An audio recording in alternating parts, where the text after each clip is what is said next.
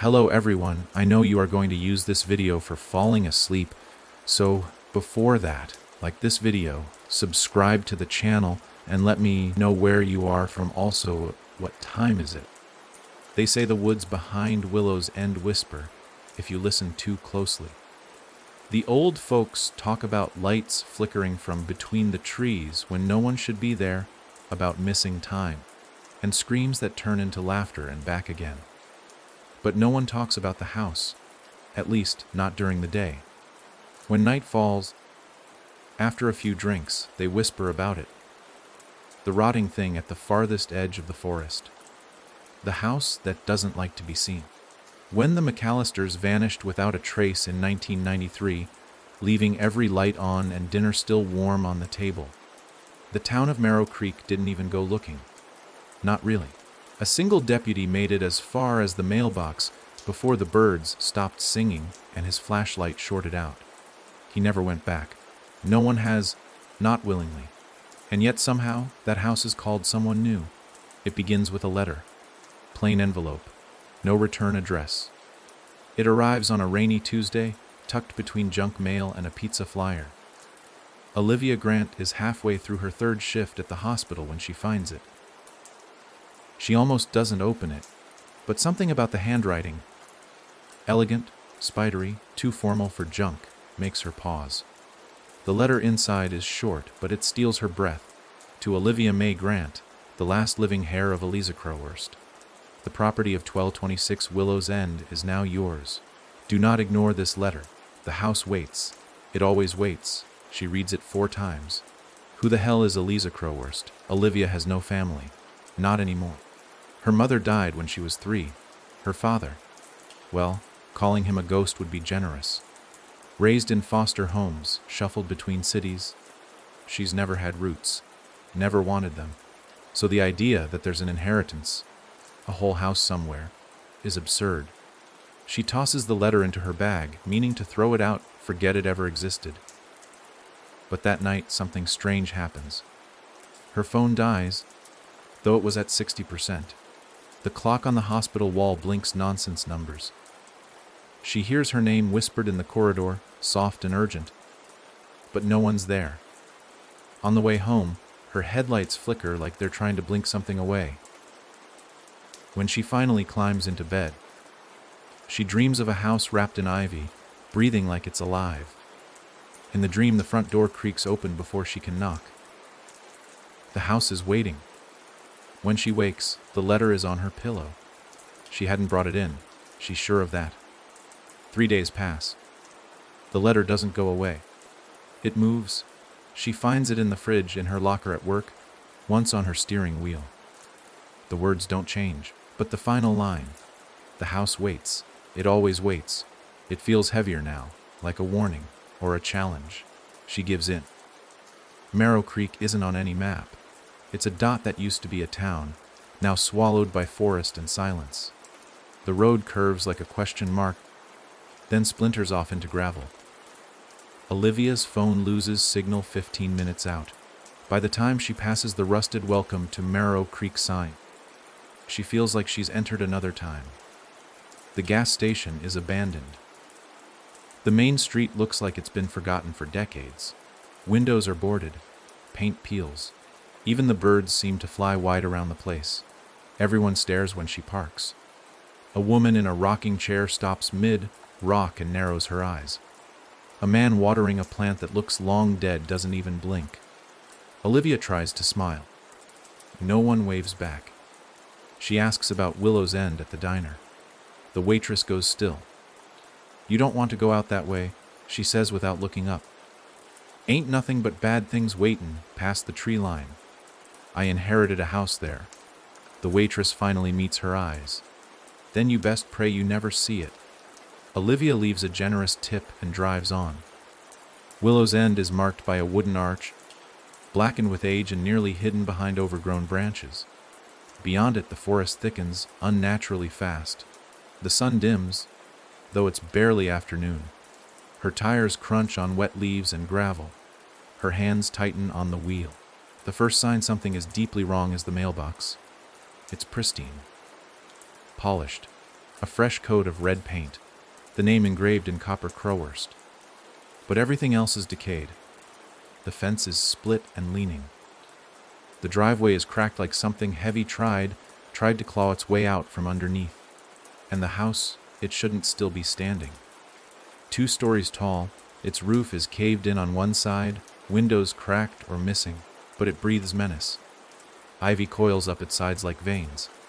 The porch sags in the middle. The front door is slightly ajar, like the dream. Olivia gets out of the car. The air smells wrong, too sweet, like rotting fruit and old perfume. As she steps closer, the forest quiets.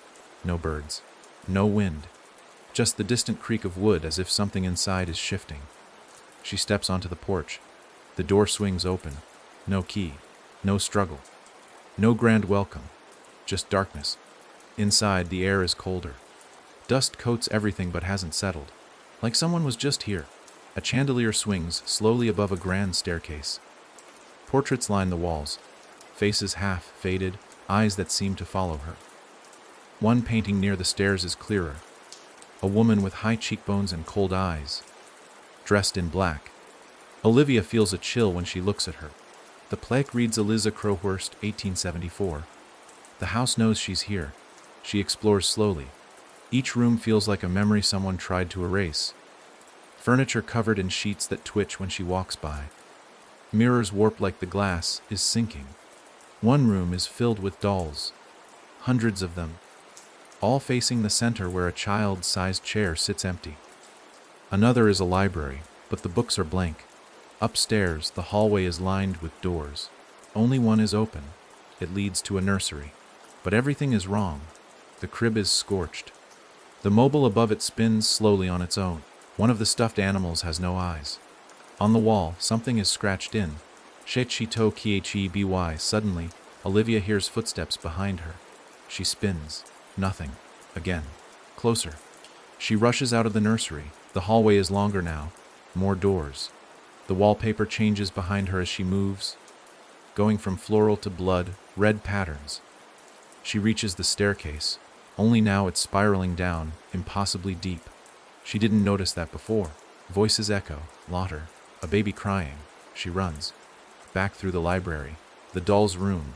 Every doll is now facing her. The portrait's eyes are bleeding. The chandelier crashes behind her, missing her by inches. The front door won't open. She screams, pounds on it, but it doesn't budge. Then silence. A voice whispers her name, not from behind, from inside her ears. She falls to her knees. The house trembles. Walls groan like they're alive. And then, suddenly, just as her breath catches and she thinks she's about to pass out, it stops. The door creaks open on its own. She bolts, back to her car. Tires screech on gravel. Trees blur past. She doesn't stop until the Marrow Creek sign is behind her. And even then, she drives for another hour before pulling over and vomiting into the grass. But here's the thing. When she checks her phone the next morning, there's a new message. From her own number. A picture. She opens it. It's her, standing on the porch of the house. Smiling. But she never smiled. She never even looked back. The message simply reads, "See you again soon." And in the reflection of the window behind her, something else is smiling too. Something with no eyes. Something that never left. Something that waits. It always waits. They say if you dream of a place 3 nights in a row, it wants you. Olivia didn't believe in superstition. Not really. Not until the dreams began. The first night after fleeing Willow's End, she tossed and turned through sleep so broken it barely deserved the name. In the dream, she stood outside the house again, only this time the forest was gone. The house rose from endless black water, its porch sagging like a tired mouth. The windows blinked. Not flashed. Blink, and she could feel herself walking forward, even though she screamed not to. The second night, she was already inside, standing in front of a mirror that didn't reflect her. Instead, it showed a child's room, the scorched crib, the mobile turning, and a face behind the glass. A face not her own. The third night was different. She woke up screaming. It wasn't a dream anymore. Her clothes smelled like smoke. There was ash on her floor. And worst of all, in the silence of her apartment, she heard the softest thing, the sound of a baby crying, not loud, almost polite, but steady, relentless. By morning, she was sure of it. The house hadn't let her leave. Not really. The next few days stretched like skin over bone. She tried returning to work, pretending the letter never came, that the house never opened its door, that the voice hadn't whispered her name, like it belonged to her. But her mind refused to obey. She forgot simple things, names, instructions, where she parked her car. More than once, she turned around and found herself staring into empty corners, convinced something had just slipped away. And the crying didn't stop. She tried music, earplugs, sleeping pills. Nothing helped. Every night the crying grew closer. One night it came from her closet. She flung it open, heart pounding, only to find the same thing, darkness. And the next morning, a child's handprint was smeared on the inside of the door in what looked like soot. Her apartment began to change in ways too subtle to explain. The layout felt off. Her bathroom mirror fogged up with words she didn't write. She took the baby, scrawled in long, looping letters. The walls began to breathe when she wasn't looking. Once, she caught her reflection moving a second too late, always just a little out of sync. But it was the phone calls that finally broke her. At first, there was only static. Then a voice, her voice, soft, ragged, whispering words she never remembered saying. "I'm still in the house." She dropped the phone. It clattered on the floor, the call still active. The voice on the other end cried, then laughed, then cried again. Olivia smashed the phone against the wall. It cracked but didn't stop. She left the apartment that night and didn't go back. Desperate, she drove 3 hours north to visit the woman who raised her in the last group home she called home. Miss Lana was older now, her hands shaking with time, her eyes a little cloudy. But when Olivia told her the name Crowhurst, the old woman grew cold. Eliza Crowhurst was a child thief, she said quietly. Took babies from their beds, promised them better lives, but none of them were ever seen again. Olivia's mouth went dry. "You're telling me that's real? That woman was real?" "Oh, very real," Miss Lana said. "And she didn't just take babies. She fed them to the house." Olivia thought it was a metaphor, a sad old legend, until Miss Lana showed her the photo. A yellowing, curled image. A group of children standing in front of a house. "The house, 1975, Miss Lana said. "The last time someone inherited it." Olivia's throat tightened. One of the children in the photo had her nose, her eyes. "Who is she?" "That's your mother." The room spun. "That can't be."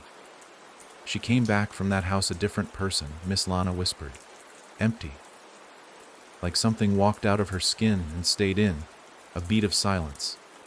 "Then you were born 9 months later." Olivia couldn't breathe. It didn't make sense. It couldn't make sense. But the crying in her ears returned, louder now, more insistent. And for the first time, she realized the truth. The baby that was taken was never her. It was hers.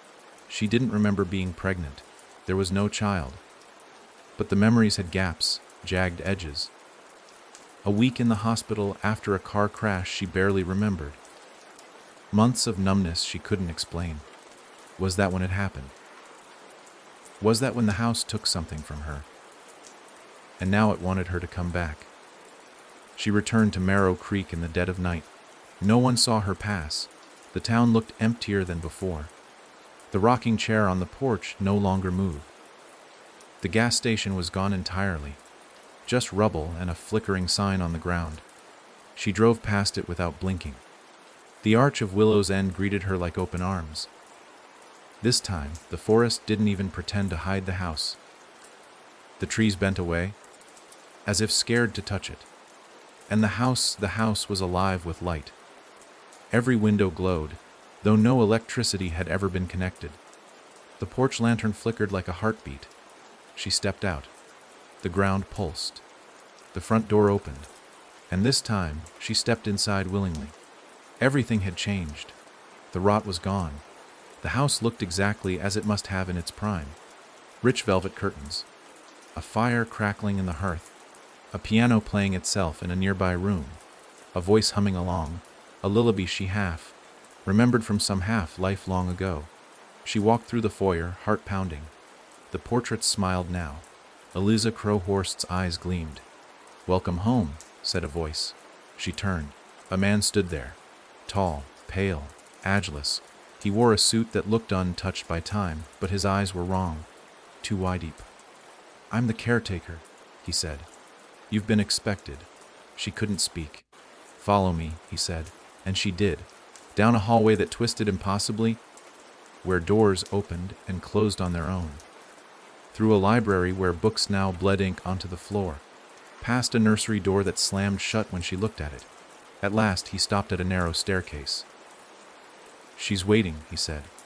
"Who?" He only smiled. "Your mother." The stairs led down and down and down, far deeper than the foundation of any house should go. The air grew colder, the walls damp, and at the bottom a door, black, breathing.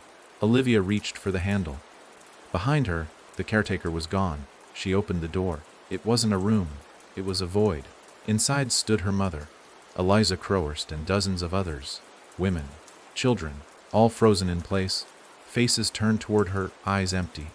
Their mouths moved in unison, but no sound came out, except one, the baby's cry.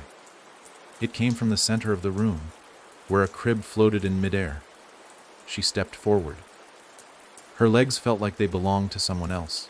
Her arms moved without her say-so. She reached for the crib. Inside was her child, and something else, a shape, shifting, smiling, crawling through the baby's skin like it wore it as a mask. It opened its eyes. They were hers. And in that moment, the house spoke, not in words, but in hunger. And Olivia understood. The house didn't trap people. It birthed them, remade them. Her inheritance wasn't land or money. It was the child, and now that she had come home, she would raise it, or be consumed by it. The crib burst into flame, and behind her, the door shut tight. The door slammed shut with a finality that made Olivia's stomach twist. Not the echo of wood and metal. No. This was different. This was like a tomb ceiling behind her, like dirt shoveling itself over a casket. She reached back, hands trembling, and pressed against the surface. It was gone.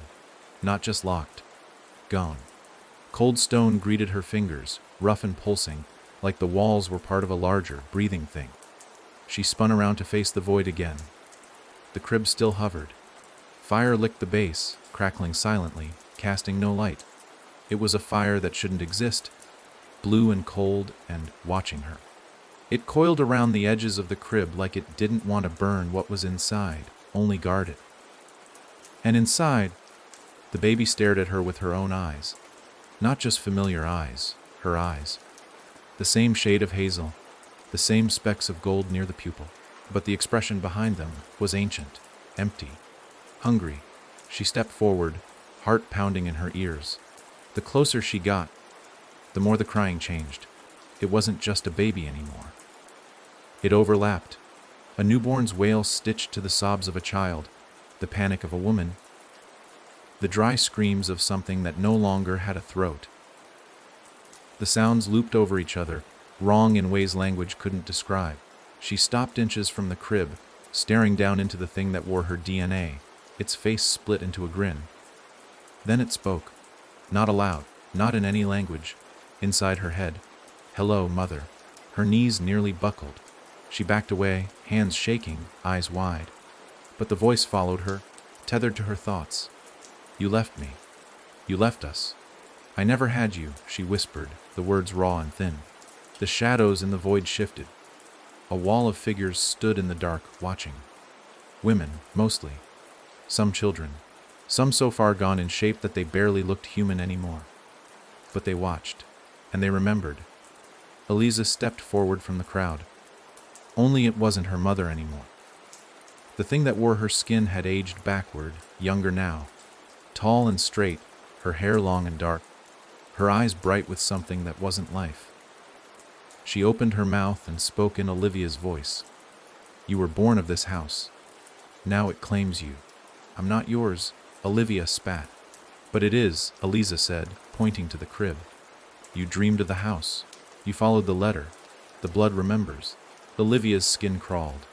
The whispers returned, rising from the walls, from the air, from inside her spine. 1,000 voices humming her name. She stepped back again, but there was nowhere to go. Then the baby climbed out of the crib. It didn't crawl or stumble. It rose. Slowly, deliberately, hovering inches above the flames that circled its bed. And it was no longer a baby. Not entirely. It stretched as it moved, growing limb by limb, hands that bent the wrong way, a head that cracked as it tilted. Its grin never left. Come closer, it said. No, you're mine. Olivia screamed, bolting toward the space where the door used to be. She slammed her hands against the wall again and again, skin peeling, nails cracking. Nothing. She turned, breath having. The thing was closer now, no sound, no movement. But closer. It reached out a hand. She bolted sideways, toward the crowd of women, hoping, praying, that one of them might be real. One of them might remember what it was to resist. She reached the first one, a girl no older than 8, her dress soaked in soot. Her eyes snapped open. You have to feed it, she whispered. What? That's why she left you. She wouldn't. Another voice joined in, older, shaking. We tried to hide it, but the house always knows. What is it? Olivia begged. What does it want? The girl touched Olivia's chest. It wants you to raise it. Behind her, the creature laughed. A wet, clicking sound like teeth chewing something alive. Olivia turned, and it was inches from her again. No escape. So she did the only thing she could. She lunged. Not to fight it, to touch it. She had to know. Had to feel what it was made of. Her hand connected with its arm, cold. Not icy, but hollow. Like touching a memory left in a freezer. Her fingers burned, her vision blurred. And suddenly, she wasn't in the room anymore. She was in a hospital. A delivery room. Alarms screamed. Nurses rushed past. She lay on the table, stomach open, heart slamming. A baby cried. A doctor lifted it, but its skin peeled like paper. Its mouth twisted into a smile. The nurses screamed. The lights exploded. She saw her own face in a mirror across the room, and behind her, the house, in the reflection, watching. Then everything burned. She screamed and pulled back from the creature, collapsing in the dark.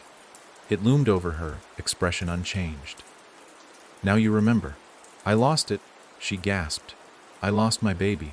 You gave it to me, it said. Just like your mother gave you. Olivia's throat tightened. That's not possible. It is.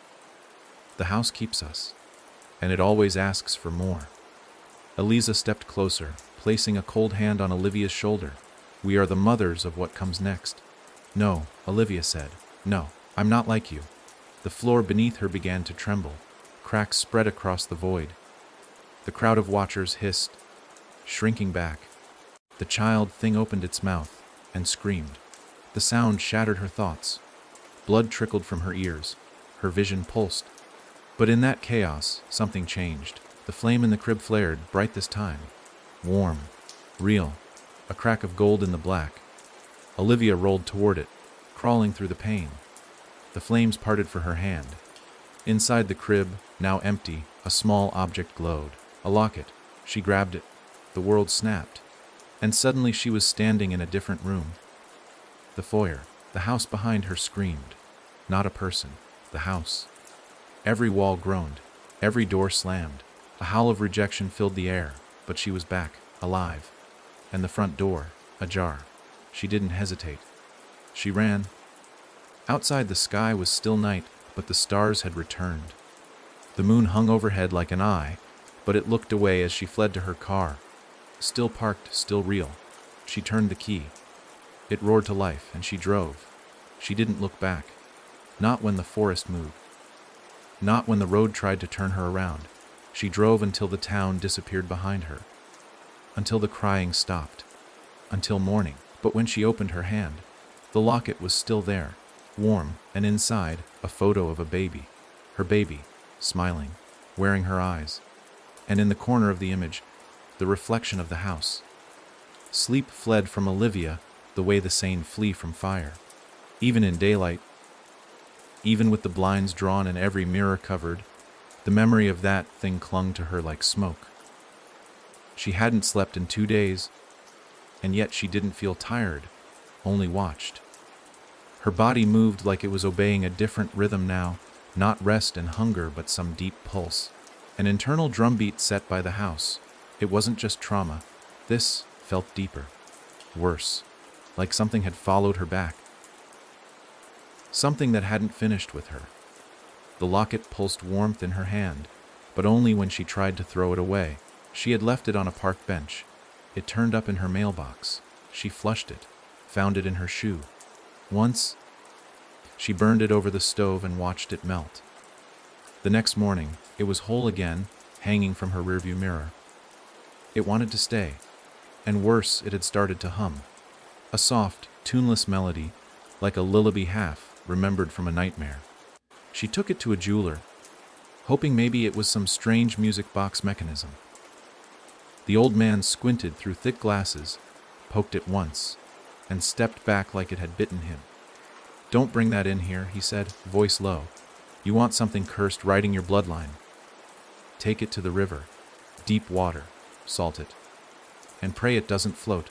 She left in silence, but it was too late for rivers. The hum had already begun to change. It started to mimic voices.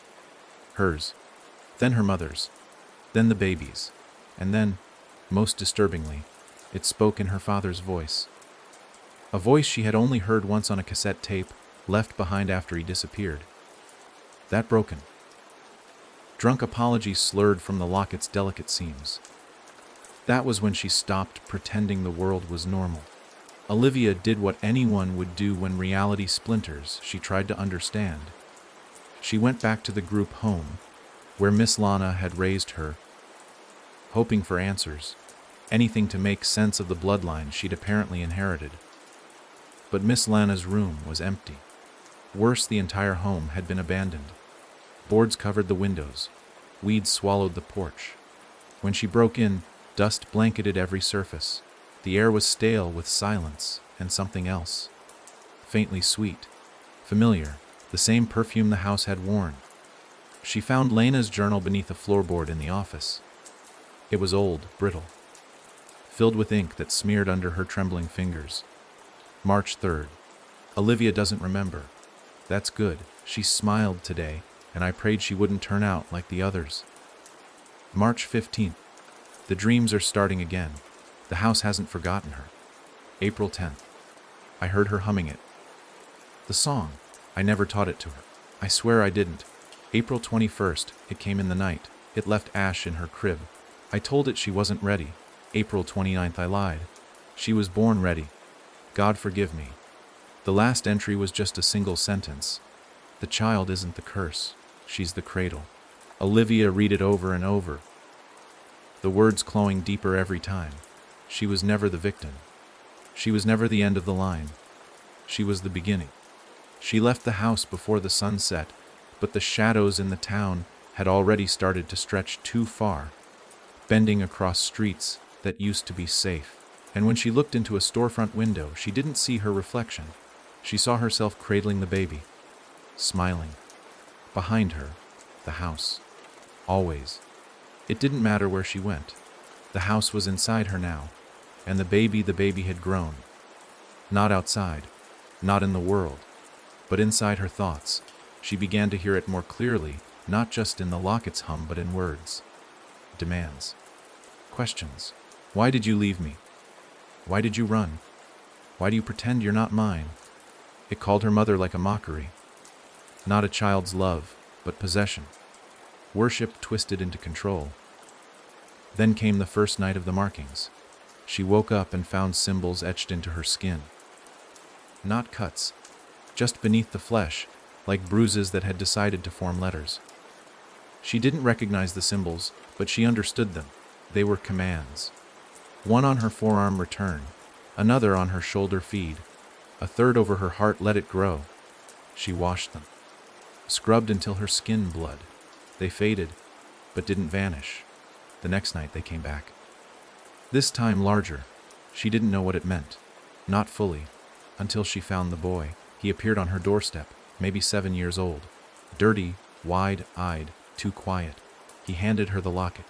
It had grown, now the size of a human heart, pulsing. Alive. I think it's yours, he said. She pulled him inside without thinking, asked where he came from, who he belonged to. He only whispered, I heard the song, I followed it. What song? He didn't answer. Instead, he opened his mouth wider than any child should, and from his throat the lullaby spilled. Perfect, clear, a sound that didn't come from lungs but from something older, something waiting. Then he collapsed. Gone. No pulse, no breath, but no wounds. She called 911, but the signal died mid-call. The lights flickered, and when she turned back, the boy's body was smiling, not his face. His entire body, his chest curved in a grin, limbs bent backward in joy, and his eyes glowed with a faint, golden light. She backed away, horrified, hands shaking, and he stood up, alive again, whole. But something in him was wrong. He looked at her with knowing. I'm hungry, he said. She ran, out of the house, into the street. Didn't care who saw her, screamed for help, but the town was silent. No one came. When she returned, seconds, maybe minutes later, the boy was gone. But the locket was still there, still pulsing, and beside it, a note in a child's scrawl, one is not enough. That night, she watched the news. 2 children missing. Vanished from a school playground in a town 3 cities over. She didn't sleep. She didn't blink. She stared at the locket and waited. At 3:33 a.m., it opened. Not like a locket, like an eye. And from inside, she saw the house. Not crumbling now. Alive. Thriving. Rebuilt. Windows full of children, smiling, singing. And at the top window, center framed in velvet drapes, her. Rocking the baby. The child that had grown, and would never stop growing. Because the house didn't just need her, it fed on her. And she was still feeding it. Whether she wanted to or not. Olivia stopped trying to scream the day she realized the world didn't hear her anymore. It had been raining for 5 days. Not a thunderous storm, but a slow, creeping downpour that soaked everything in gloom. The kind of rain that seeps into the corners of your house and your mind. Her windows fogged with condensation, and behind the mist she kept seeing silhouettes.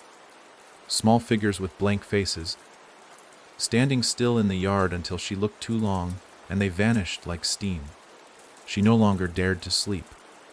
Every time she closed her eyes, the lullaby came back. It wasn't just a sound now, it was a place. A location in her mind she couldn't lock. It waited behind her eyelids. This endless hallway of doors, each one whispering, each one breathing. Some led to memories. Warped versions of her past. Her mother screaming in a mirror, Miss Lana rocking a crib with nothing in it. Others led to rooms she'd never seen but knew all too well. And at the farthest end of that hallway stood the nursery. Always, it called her, and she always opened the door. Inside stood the child. It was never the same age twice. Sometimes an infant with black eyes. Sometimes a toddler whispering numbers in reverse. Once, it was a teenager wearing her face. Only the smile was carved too wide. And its voice came out in hers and her mother's at the same time. The last time she saw it, it was a man. A man with the posture of a boy. The eyes of something ancient, and fingers far too long. It always said the same thing, you made me.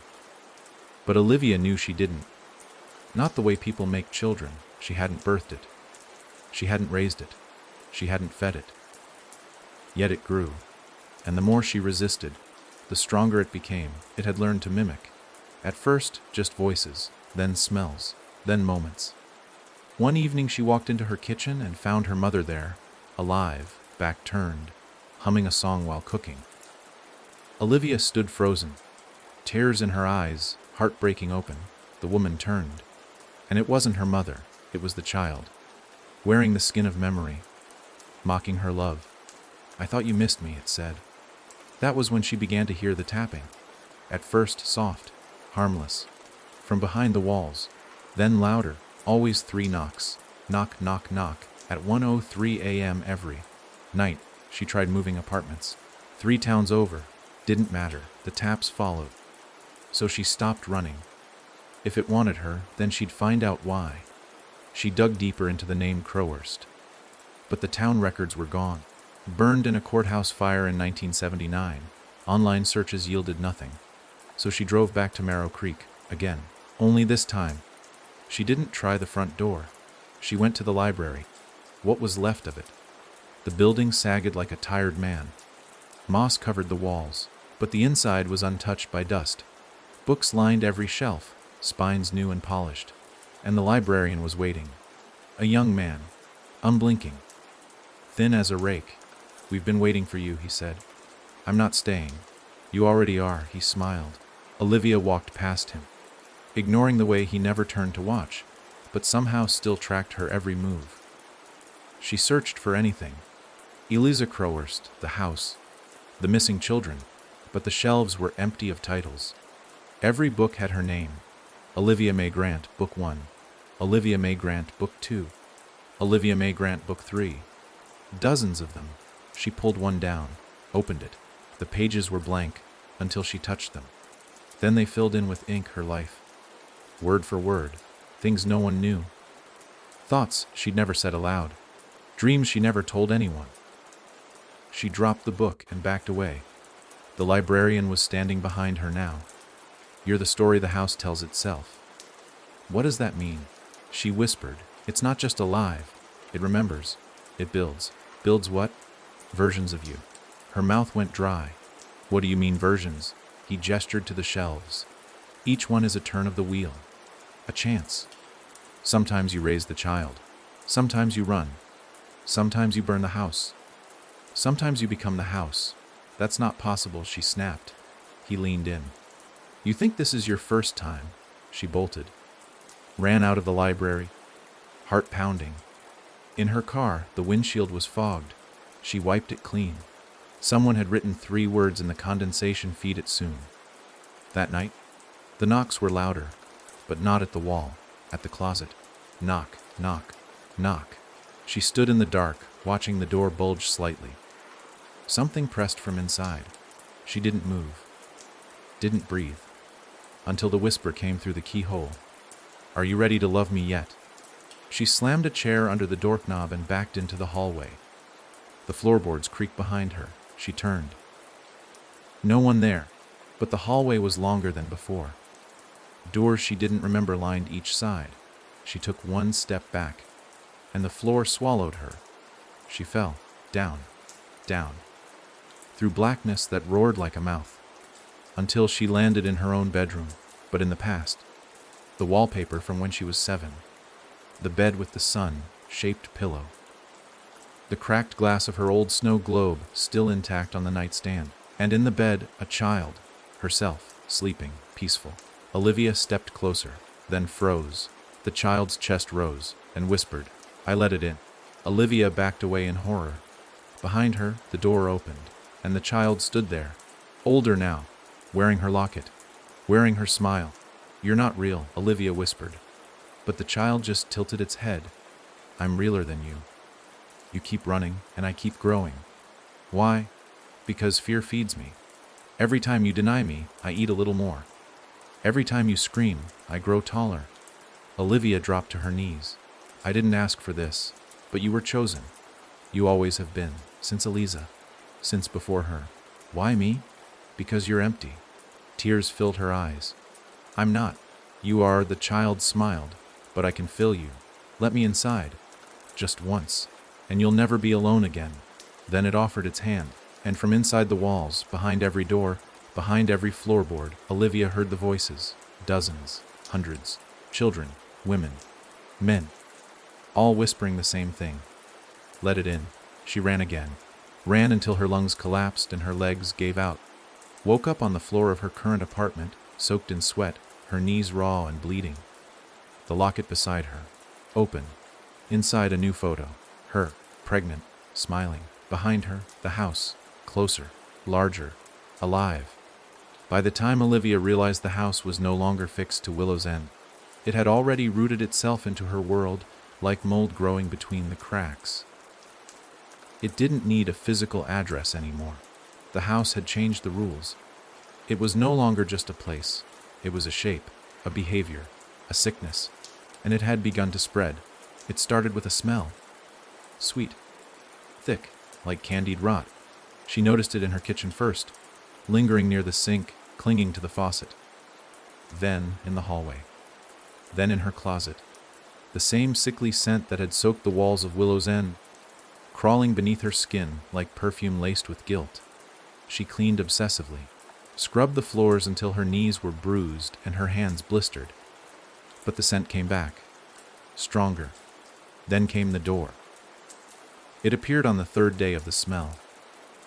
A narrow, impossible door in the back of her coat closet, where the plaster wall had always been. She opened it once, just once. Inside was a staircase, sloping down, not into a basement, into the house. Not a version of it, not a memory. The house itself.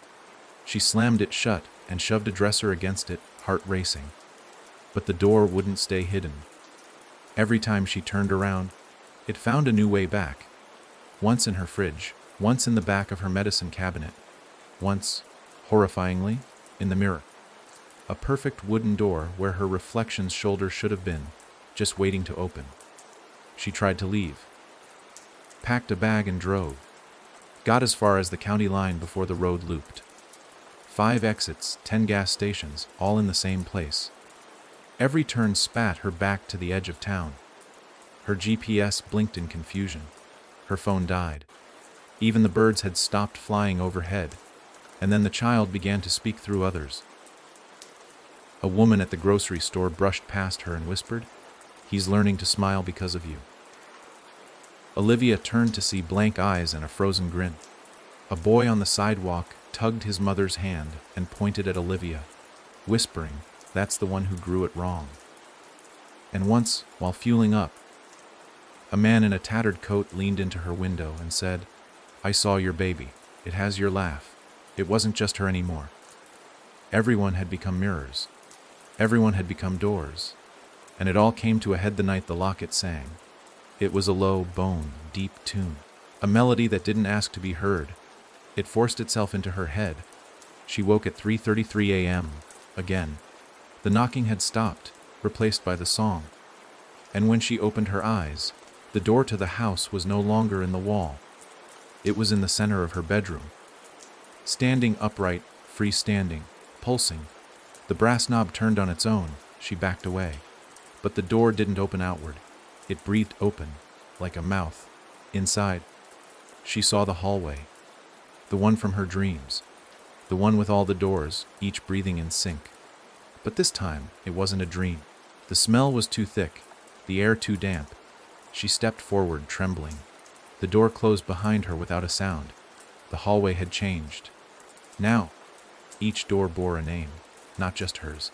Not just Elise's, names she didn't recognize but felt inside her. Women with her blood, some from centuries ago, some from places she couldn't name. One door pulsed when she neared it, Olivia Grant.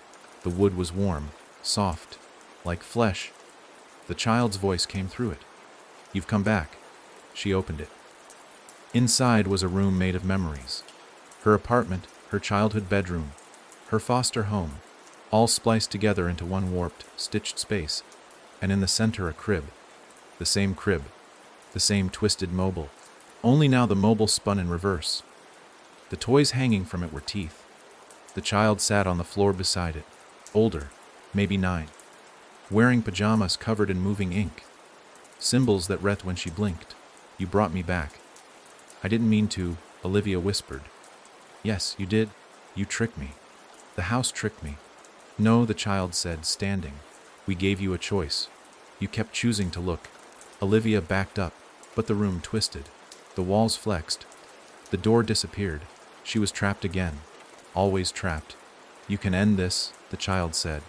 "You just have to say it." "Say what?" "That you're mine." "No." "That you love me." "No." "That you'll feed me." Olivia screamed. "No." The child smiled. The mobile above the crib began to spin faster. The teeth clicked together like gears, and from the shadows behind the child, a new figure emerged. Her, but older, worn, tired, hollow-eyed, holding the child in her arms like a mother, humming, rocking. I tried to fight it too, the older Olivia said, but it always ends this way. You'll see. I'm not you, Olivia snarled, but you will be, the older version whispered. We all become the house, eventually. The ceiling tore open. Above, the nursery from the real house stared back down, a mirror image, and in the crib, a baby. This time, brand new, fresh, human, crying, her baby, real. She reached up, tears blinding her. She couldn't tell what was real anymore. Which version of her was screaming? Which baby belonged to which nightmare? But her arms knew what to do. She reached, and the child grabbed her wrist. You choose, it hissed. Me, or the real one. The screaming grew louder. The walls of the room bled. The air pressed against her lungs. She looked into the child's face, then into the crib, then back, and she chose. She bit her own wrist, hard. Blood spilled down her hand. The child staggered back in confusion. What are you doing? It screamed. Olivia didn't answer. She smeared the blood on the wall, drew a symbol she didn't know she remembered. It pulsed once, twice, then the room cracked. A seam in reality. The screaming stopped. The light vanished, and Olivia was falling again, through her past, through other lives, through everything the house had ever made her forget. She hit the floor of her own apartment like a dropped puppet. The locket was gone. The door was gone. Only the crib remained, sitting in the center of the room, empty. No blood, no baby, just a note. You chose wrong. He's still hungry. And beneath it, something moved in the walls, something bigger. The scratching started the next night. At first, Olivia thought it was rats, or maybe the old plumbing groaning again. But when she pressed her ear to the wall, what she heard wasn't skittering or pipes. It was breathing, slow, wet, and steady, like something was exhaling just beneath the paint. She staggered back, bile rising in her throat. The walls had grown warm. The air had changed, too. It had weight now, like walking through thick smoke, though the apartment showed no sign of fire. There was no smoke detector scream, no scent of burning. Just that pressure, that heaviness. Even her shadow had begun to behave oddly, stretching toward things instead of away from them, and every mirror had gone dull, refusing to reflect her face. Olivia tore every sheet off her bed, ripped down the curtains, smashed her only remaining mirror. It didn't help. The walls still breathed, still listened. She could hear them now, not only scratching but whispering. Soft voices, barely audible, murmuring things she didn't want to understand. But the whispers weren't for her. She realized that too late. They were for it. The child wasn't inside the house anymore. The child was in her. It began with small lapses. She'd wake up in places she didn't remember walking to. On the floor, in the hallway. Outside the building entirely with no shoes on. Her palms were sometimes raw, covered in dark dirt or dried blood, and she could never trace the source. Her fingernails were getting darker at the edges, as if something was pushing through them, changing their shape. Once, she caught herself humming the lullaby aloud, and not just the notes, the words. Words that didn't belong to any language she knew. Words that sounded like they belonged to something older than speech. And whenever she did, the air trembled. That's when she knew the house hadn't just moved locations. It had planted itself in her body. And now it was blooming. She tried to fight it with science, desperate for reason. She called doctors, therapists, even a local priest. But her calls didn't go through. Voicemails vanished.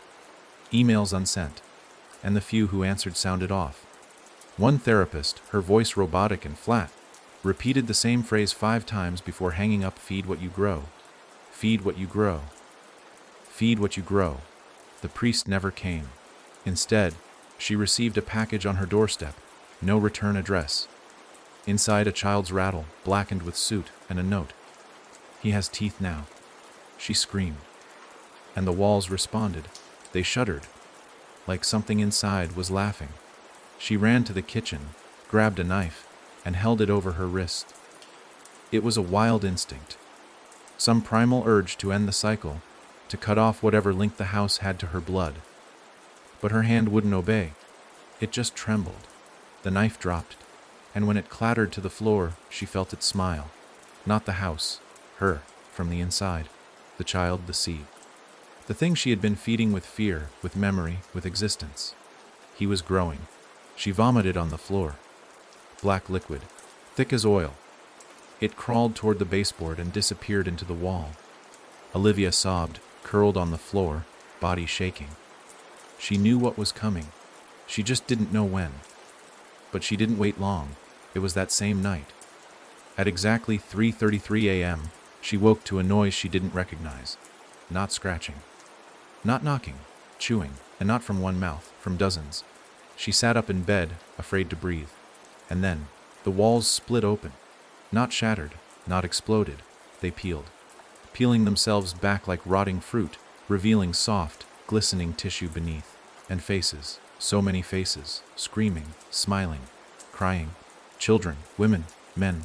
Some twisted into fetal positions. Some flattened like leaves pressed into paper. Their mouths opened and closed in silent horror, and then they began to crawl out, hands first. Tiny, child-sized hands. Dozens. Then feet. Then shoulders. But not children. Things made from her memories of them. Some had faces she knew. Kids from her old school, her foster siblings, even Miss Lana. But all of them were wrong. Their skin too pale, eyes empty. Mouths dripping with that same black fluid she had thrown up earlier. They were her guilt given flesh. They circled her bed. And then came him. The child, no longer a child, now tall, slender, bone, thin but towering. Eyes hollow, hair wet, smile too wide. He stepped through the ruined wall, dragging a crib behind him. "Time to feed me, mother," he said. "I didn't make you!" She screamed. He tilted his head. "But you never stopped me." She backed into the corner. Every part of her wanted to run, but the room had become a womb. No exits. Just soft walls and thick breath and the scent of blood and memory. The crib opened itself, and inside wasn't a baby. It was a mirror, and in it, Olivia saw herself. But not now. Next, she was holding the child, cradling him, singing the lullaby. And behind her, the house, towering, no longer broken, now vibrant, full. She reached for the mirror, trying to break it, trying to destroy the image before it became real. But the reflection moved without her, smiling. Then mouthing the words, "He's hungry again." The house screamed, and everything went black. When she woke, the walls were whole, no peeling, no blood, no faces. But in the crib at the center of the room, a real crib now, not a mirror, a baby lay sleeping, perfect, peaceful, breathing, wearing a bracelet with a name etched into the band. Girant. She stumbled to her feet, clutching her chest, trying to slow her heartbeat. She stared at the baby. He opened his eyes. They were hers. And something else's. She took a shaky breath, stepped toward him. Her foot landed in something sticky. She looked down. A trail of footprints in black tar led from the crib to her bed. The baby didn't cry. That was the first thing Olivia noticed. It lay there, impossibly still, its chest rising and falling in eerie, soundless rhythm. Eyes wide open, watching her. Not with confusion, or fear, or that helpless wonder newborns wore, but with recognition. Like it had been waiting, like it knew her, not as a mother, not even as a vessel, but as something far more binding, more sacred, more damning. She crouched next to the crib, legs shaking, throat dry. "Are you real?" she whispered. The baby blinked once, and then smiled. Not the soft, gummy smile of an infant. This one was knowing, intentional. It chilled her blood in a way no scream ever had. It was the kind of smile someone wore when they'd already written the ending to your story and were just waiting for you to catch up. She stepped back. The black footprints on the floor hadn't dried. They still glistened like oil, like something inside them breathed. She followed them with her eyes, from the crib to her bed, then back again. A loop, a circle, and that realization hit harder than anything. She hadn't found the baby. She had brought it. Sometime between blacking out and waking up, something had moved through her hands, through her blood. She clutched her stomach, suddenly sick. The mirror near her closet, unbroken, though she remembered shattering it, reflected a bulge beneath her ribs, not just her chest heaving from panic, a ripple, like movement. Something had stirred inside her. She looked back at the baby, still smiling, still silent. And then, finally, it cried. A sound that didn't belong in this world erupted from its tiny lungs. It wasn't loud, but it cut. A cry that curved downward into a whimper, then shot up again, climbing the scale of pain until it was shrieking inside her skull. Olivia fell to her knees, hands over her ears, eyes squeezed shut. But the sound didn't come from her ears. It came from within. Memories split like old film reels. The face of her mother, pale and gaunt, whispering words Olivia never remembered hearing. Miss Lana sobbing quietly behind a locked door. A boy she had once known in high school, found hanging from a tree weeks later. All the guilt, all the hurt, all the buried grief she had refused to carry. It came roaring out of her in that one unending cry. When it finally stopped, silence hit like a slap, and in the stillness she heard something new. Footsteps, not from inside the room, from beneath it. The floorboards groan, then the walls, a creak, a shuffle, more than one. Many. She stumbled to her feet and backed away from the crib. The baby was no longer smiling. It was watching. And that's when the doorknob to her bedroom began to turn. Slowly. She grabbed the nearest thing, an old coat rack, and stood frozen, heart pounding, breath shallow. The door opened. But no one stood there, just more hallway. Longer than it should have been. Lined with mirrors on either side. Each mirror held a different version of her. One terrified, one bloodied, one pregnant. One, most horrifying of all, missing her face entirely. Just skin where her features should have been. Her hands cradling the air like something invisible floated in them. She turned back to the crib.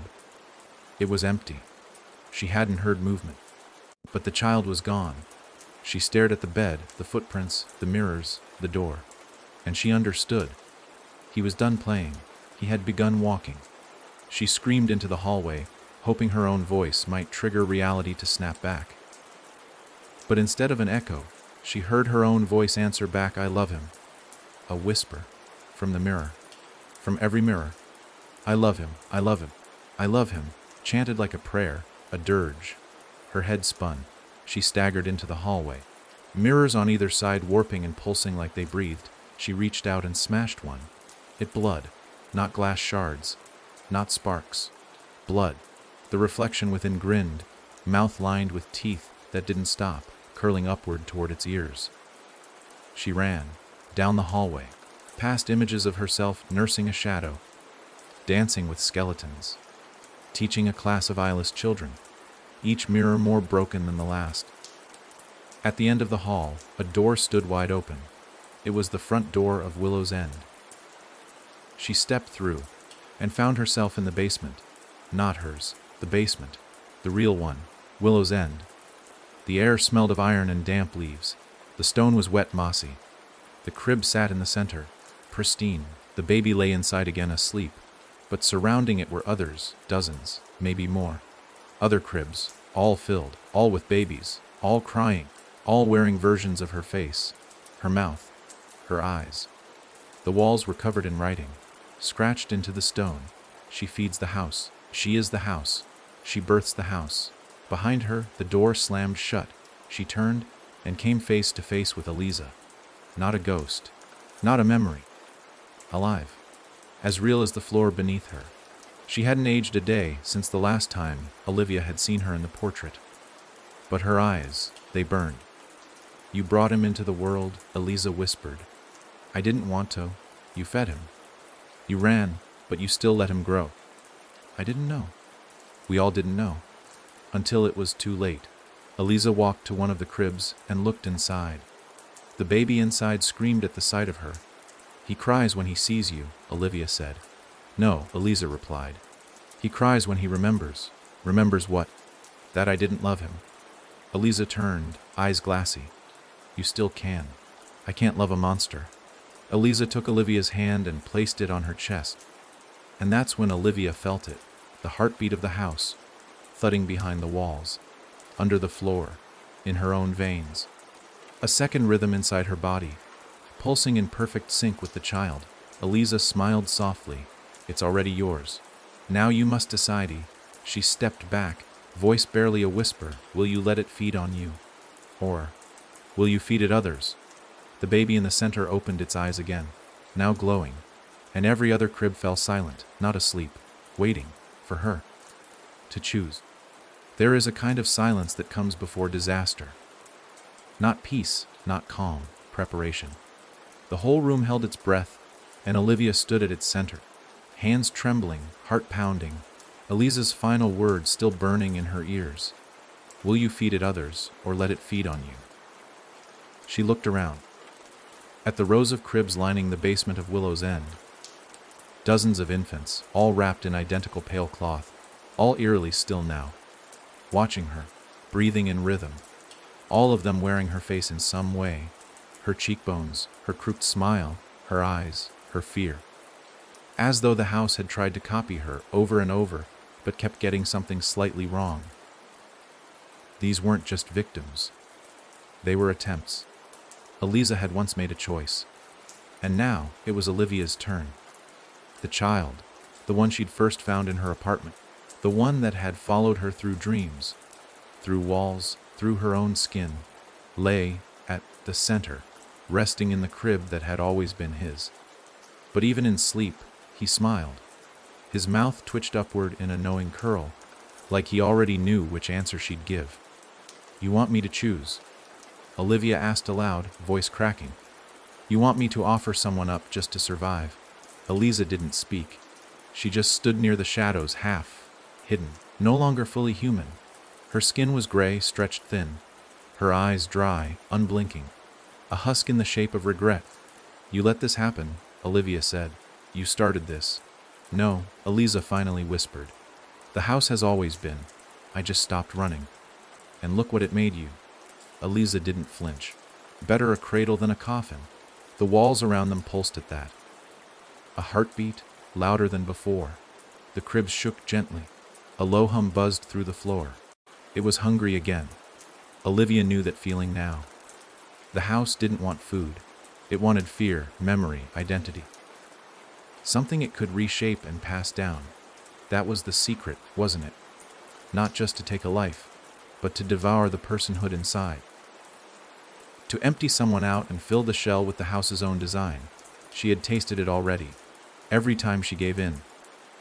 Every time she screamed. Every time she let herself remember the wrong thing, her hands curled into fists. No, she muttered no more. You'll die, Eliza said. Or worse. I'd rather be hollow than this. And that's when the child opened his eyes. The silence shattered. The cries came all at once, from every crib. Not wailing, laughter, high-pitched, mocking, endless. Olivia clutched her head, staggering backward as the sound echoed through her skull. The walls twisted. The floor cracked. The crib with the child split down the middle. But instead of breaking, it peeled like bark from a tree, revealing roots underneath. Black roots, thick and pulsing, crawling up and out of the hole like veins searching for flesh. The baby rose, floating above them now, eyes empty sockets, mouth split impossibly wide. He was no longer human. Not even close. I'm hungry, he whispered. Give me you. The cribs emptied in a blink. No bodies. Just air. The infants were gone. She turned to run, but the basement had changed. The stairs were gone. Only walls now. No light. No windows. Just her, the child, and Eliza, and the roots. They moved fast, like snakes with purpose. One snapped around Olivia's ankle and yanked. She fell hard, smacking the back of her head on the stone floor. Her vision blurred. More roots slithered up her leg, curling around her thigh, her waist, reaching for her mouth, her thoughts. Eliza didn't move. Just watched. You see now, she murmured. There is no choice. There's only delay. No, Olivia gasped. There's always a choice. She reached into her coat pocket, something she hadn't even remembered putting there. Her fingers closed around cold metal. The locket. Of course it had followed. She yanked it out and opened it with shaking hands. Inside was a new image, not a baby this time. Her, smiling, holding nothing. She stared at it, breath catching. Her hands weren't empty in the photo. They were stained black, covered in ash, and her eyes, just like Elise's, were dead. A warning, a mirror, the end of the road. The child laughed. Come home. He reached out his hand, and Olivia did the only thing she could think to do. She put the locket into his palm. He looked at it, smiled, and began to scream. Not pain, not rage, recognition. The floor beneath him cracked open, a mouth of earth and memory. The roots recoiled. The walls twisted in agony. The crib shattered completely, and Olivia ran. The hallway had returned, twisting, unstable. Made of flesh and wallpaper, she sprinted through it, past the mirrors, past the children, past herself. The door was there. Open. Breathing, she lunged through it and landed back in her apartment. Cold air slapped her skin. Light flooded the room. The crib was gone. The footprints, the mirrors, the rot, all gone, as if nothing had ever happened. She stood alone in the silence, breathing, alive. But something was different. The floor was no longer wood, it was stone.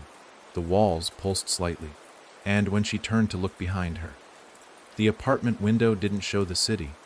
It showed forest, endless trees, and just beyond them, the outline of a house, waiting, always waiting. And in the distance, faint but rising, the sound of a newborn crying, not from hunger, from recognition.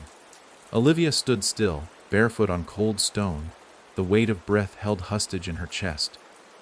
The window, a once normal pane of cheap glass she'd stared through countless mornings, now framed something ancient. Not the skyline of the city, not streets, not traffic, nothing recognizable. Just the trees.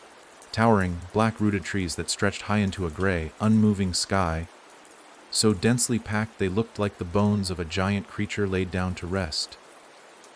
And beyond them, just visible between the gnarled trunks, stood the outline of Willow's End, not broken anymore, not decayed, whole. Standing proud and tall like it had been waiting for her to see it this way all along. And the baby's cry echoed through the trees. No longer a single wail, a call. She didn't move. She couldn't. Something in the cry pinned her to the ground. Not fear, at least not the surface kind. This was deeper. The type of dread that sits in your stomach like a forgotten seed, only now beginning to sprout, because the cry was not just a sound. It was familiar. She knew it, knew the rhythm of it, the pause between the second and third breath, the slight hitch on the exhale. It was her baby, except she'd never had one, not in this life, not in this timeline. But the house remembered, and the forest remembered, and the child had never stopped remembering. She pressed her hand against the window. It felt like skin, not glass, warm, beating. The pain pulsed softly beneath her palm. And when she tried to pull away, it held her, just for a second. Enough to remind her this was no longer her apartment. This was the house's version of it, a mimicry, a skin it wore to keep her fooled. She stepped back, breath shaking. The door behind her creaked open. Her hallway was gone. In its place, a dirt path, through the forest, lined with bones, small ones, child-sized, stacked in the roots like decoration. She didn't want to go. Every cell in her body screamed don't. But the cry came again, louder now, closer, and it vibrated through her ribs like a tuning fork. So she stepped through the doorway, and into the trees. The forest swallowed her whole. There was no sun, no moon, only the sky, gray and low, like it was pressing downward, and the hum of the house, growing louder the closer she got. The dirt under her feet was soft, almost wet. Each step sank a little deeper than it should have, like the earth wanted to keep a piece of her, like it had already made space for her bones. After what felt like hours, but might have only been minutes, she reached the clearing, and there it was, Willow's End, rebuilt, pristine, like it had just been painted. The windows gleamed. The wood was dark and smooth, as if freshly carved. Ivy wrapped the exterior not as decay but as decoration. The porch steps beckoned, and on them the child stood. A boy now, maybe 6, dressed in black, barefoot, eyes glowing faintly. Smiling. "I've been waiting," he said. "I never meant to make you," Olivia whispered. "You didn't." He stepped down the stairs, slow, careful, never breaking eye contact. "The house did." "Then, why do you call me mother?" "Because the house is you," he said simply. "You built it every time you chose fear. Every time you remembered pain and held it. Every night you begged for silence and got none. You made me." Olivia's legs weakened. She dropped to her knees in the wet grass. "I didn't ask for this," she said. "I know," the child said softly. "None of them did." He pointed to the woods, and the trees moved. Between the trunks, shadows formed, figures, dozens of them. Children, women, even men. Some held objects, dolls, rattles, journals, crumpled letters. Some bore no faces at all. They all fed the house, the child said. They chose to. They survived. A pause. "Then, and now you can unmake me." That caught her breath. "What?" "You can break the line. You can tear the roots. Starve the house. And the memory." He stepped closer. "But only if you're willing to give everything." Olivia's voice cracked. "What's everything?" "Your story." Her skin chilled. He knelt in front of her. "If you erase yourself from the house, you take it with you. The rooms collapse. The mirrors fade. The children sleep. And you? I'll go quiet too. But you'll die." He smiled, bittersweet. "I was never really alive." Tears stung her eyes. "You're the only thing that's mine," she whispered. "You're the only one who ever loved me," he replied. Behind them, the house began to shudder. Its perfect form started to warp. Boards shifted. Windows fogged. A deep groan echoed from its center. It knew. It felt the choice being made. "You have to say it," the child whispered. "Say what?" "Say I was never yours." Olivia blinked. It was simple. It was impossible.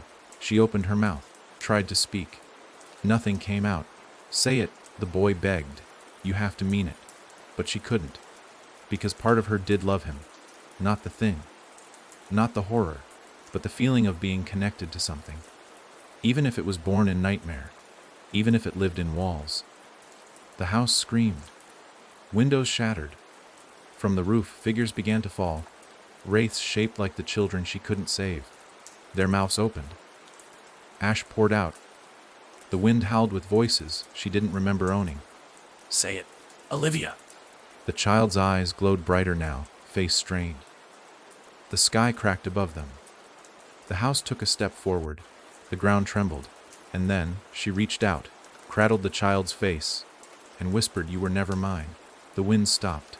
The trees froze. The house exhaled and began to collapse.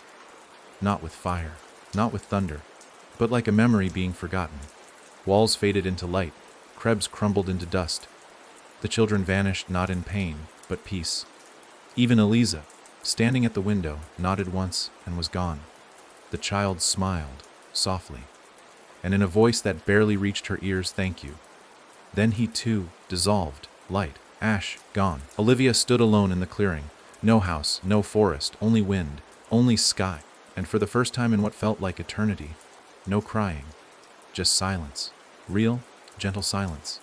But when she looked down at her hands, they were vanishing too. Fingers first, then wrists. She understood. The price had always been everything, and she had paid it, gladly. The last thing she saw was her reflection in the pool of water left behind where the house once stood. She was smiling, and this time it was her own. There are endings that don't stay ended. Stories you bury that claw back through the dirt. The house may have collapsed, the forest may have vanished, but some roots grow too deep to die. And in the absence left behind by Olivia's sacrifice, something shifted. Something ancient stirred in the cracks she left behind. Because where memory dies, curiosity is born, and nothing feeds the house like a question left unanswered. It started with the land, a patch of nothingness on the edge of Marrow Creek where nothing would grow. No grass, no trees, just soil that steamed gently in the morning like a corpse exhaling. Surveyors came, not for the house, for a road project. They brought machines and noise and blueprints, and for a while, the whispers stopped, until the third crew vanished without explanation. No reports, no trace, only a half-built path that turned inward on itself like it refused to be finished. The state closed the site. They said it was an error in terrain data. The locals knew better. They started calling it the breath hole, a place where the world forgets to hold its shape. And one day, someone went missing. A girl, 17 years old, last seen walking near the edge of the old Willow's End property. She'd posted a photo online minutes before an open field, blank and dead, but in the distance, barely visible, a shadow that didn't belong, a thin outline, a peak, a roof. By the time search crews arrived, the field was gone, in its place woods, and deep in those woods, a structure, new, yet familiar, a cabin, unfinished, its frame half-built, its roof too steep, like it was trying to remember how to become something larger, something older. And when they stepped inside, they found something even stranger, a crib, not dust-covered, not broken, new, polished, empty, except for one thing, a rattle, black and cold to the touch, wrapped in a ribbon bearing a name, Girayent. They brought it to the sheriff's office. No fingerprints, no signs of aging. They locked it in an evidence box and forgot about it. That same night, the sheriff's daughter began to hum in her sleep. The lullaby, the same notes Olivia once hummed unconsciously, now passed into another mouth. And the next morning, her room was different. Furniture rearranged. Mirror facing her bed, though no one had touched it, and in the mirror's surface, not her own reflection, but a girl in a nightgown. Pale, barefoot, eyes like smoke, watching. Whispers started again across town, soft at first, then steady. A child seen in windows that hadn't existed yesterday. A knock on doors at 3:33 a.m. every night, always 3 knocks. Always from inside the walls. People left Marrow Creek, the ones who could, the ones who stayed. They began to forget things. Names, faces, days of the week. One man claimed he'd been 39 for 3 years. Another said he could hear his dead wife singing through the air vents. By the time they remembered Olivia Grant's name, it was already too late, because someone, somewhere, found the locket, buried in ash at the edge of the field. It was cracked, but still whole, still humming, and when it was opened, there was a new picture inside, a baby, sleeping, smiling, and the house, new again, in the background. Only this time, it wasn't Willow's End. It was a house built from pieces of other homes. A Victorian bay window grafted to a stone chimney. A wraparound porch bolted to clapboard walls. Different time periods, different places, different lives. As if something was rebuilding itself using fragments, and now it had learned how to grow faster, and worse, how to adapt. Because this time, it wasn't waiting in the forest. It was showing up in neighborhoods. A house no one remembered moving in. But everyone swore had always been there. Mailboxes with no names. Chimneys that smoked in the dead of summer. Lights that blinked in patterns, like code. And inside, always, a single room fully furnished before anything else. A nursery. And those who entered it changed. Some forgot who they were. Others remembered things they never lived. A man in Ohio claimed he remembered raising a daughter who'd never existed. A woman in Oregon said she found a baby in her bed with her own eyes and teeth. These weren't hallucinations. They were infections. Echoes from the house. From him. The child who should have died with Olivia. But didn't. Because stories don't end when the hero dies. They end when no one remembers they were real. And someone had remembered. Someone had asked the question, who was Olivia Grant? That was all it took. A name spoken aloud, a door reopened, and through that door he walked. Older now, no longer a boy, not yet a man, wearing a smile like a scar, hair black as soot. Fingers long, shoes wrong for any decade. He didn't knock, he didn't speak, he just appeared. Sometimes at bus stops, sometimes on doorsteps, always in places with a crib. And when he left, something was missing. A photograph, a memory, a piece of someone's identity. The house followed, built itself behind him, one floorboard at a time. And the longer it stayed, the harder it was to see. Like a smudge in your eye you can't blink away. And in the attic, a rocking chair, empty, waiting, until someone, some poor soul with loss in their bones, sat down, and the cycle began again. Because Olivia had paid the price once, but the house never stops asking for more. There was a town in Michigan that no longer shows up on maps. Not officially. Just a blink of space off Route 9, nestled between two forgotten lakes and a stretch of road where the fog never lifts. It used to be called Iron Hollow. Now, it doesn't have a name. Not because it disappeared, but because something else took its place. And like so many towns before it, Iron Hollow died not with fire or flood, but with the arrival of a house that no one remembered building. At first, it looked like a blessing. A couple named Jonah and Meredith bought the place cheap, too cheap, really. A foreclosure, they were told. The structure looked sound. A 2-story craftsman with an elegant porch, tall windows, and a nursery already painted pale blue. The locals whispered about the house being cursed, but that's what people always say when you buy something newer than they can afford. The young couple smiled politely and moved in anyway. But from the first night, Jonah felt it, the wrongness. It wasn't the creaks or the temperature drops or even the dreams. It was the feeling that someone had already lived there, not just lived, but loved, wept, and died in every room. That kind of sadness doesn't go away with paint and staging. It soaks the walls like blood in wallpaper. Meredith didn't feel it, not at first. She loved the nursery, spent hours in there, rocking in the chair that came with the house, humming songs Jonah didn't recognize. She'd always wanted a child, even though the doctors said it was unlikely.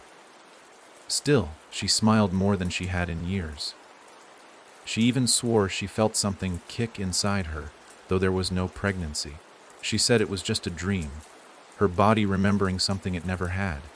But then came the crying, at first faint, far off, like a neighbor's baby wailing through the night. Jonah asked around, but no one nearby had children. He told himself it was foxes or wind in the vents. But Meredith began to wake with milk stains on her shirt, cradling nothing. Her arms curled around empty air, moving as if rocking a child, lips mouthing lullabies through sleep. Jonah tried to shake her awake, but each time she whispered the same thing. He's mine.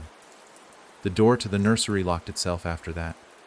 No matter how many times Jonah removed the handle, replaced the lock, even took the door off its hinges, the next morning it would be back in place, closed, sealed, waiting.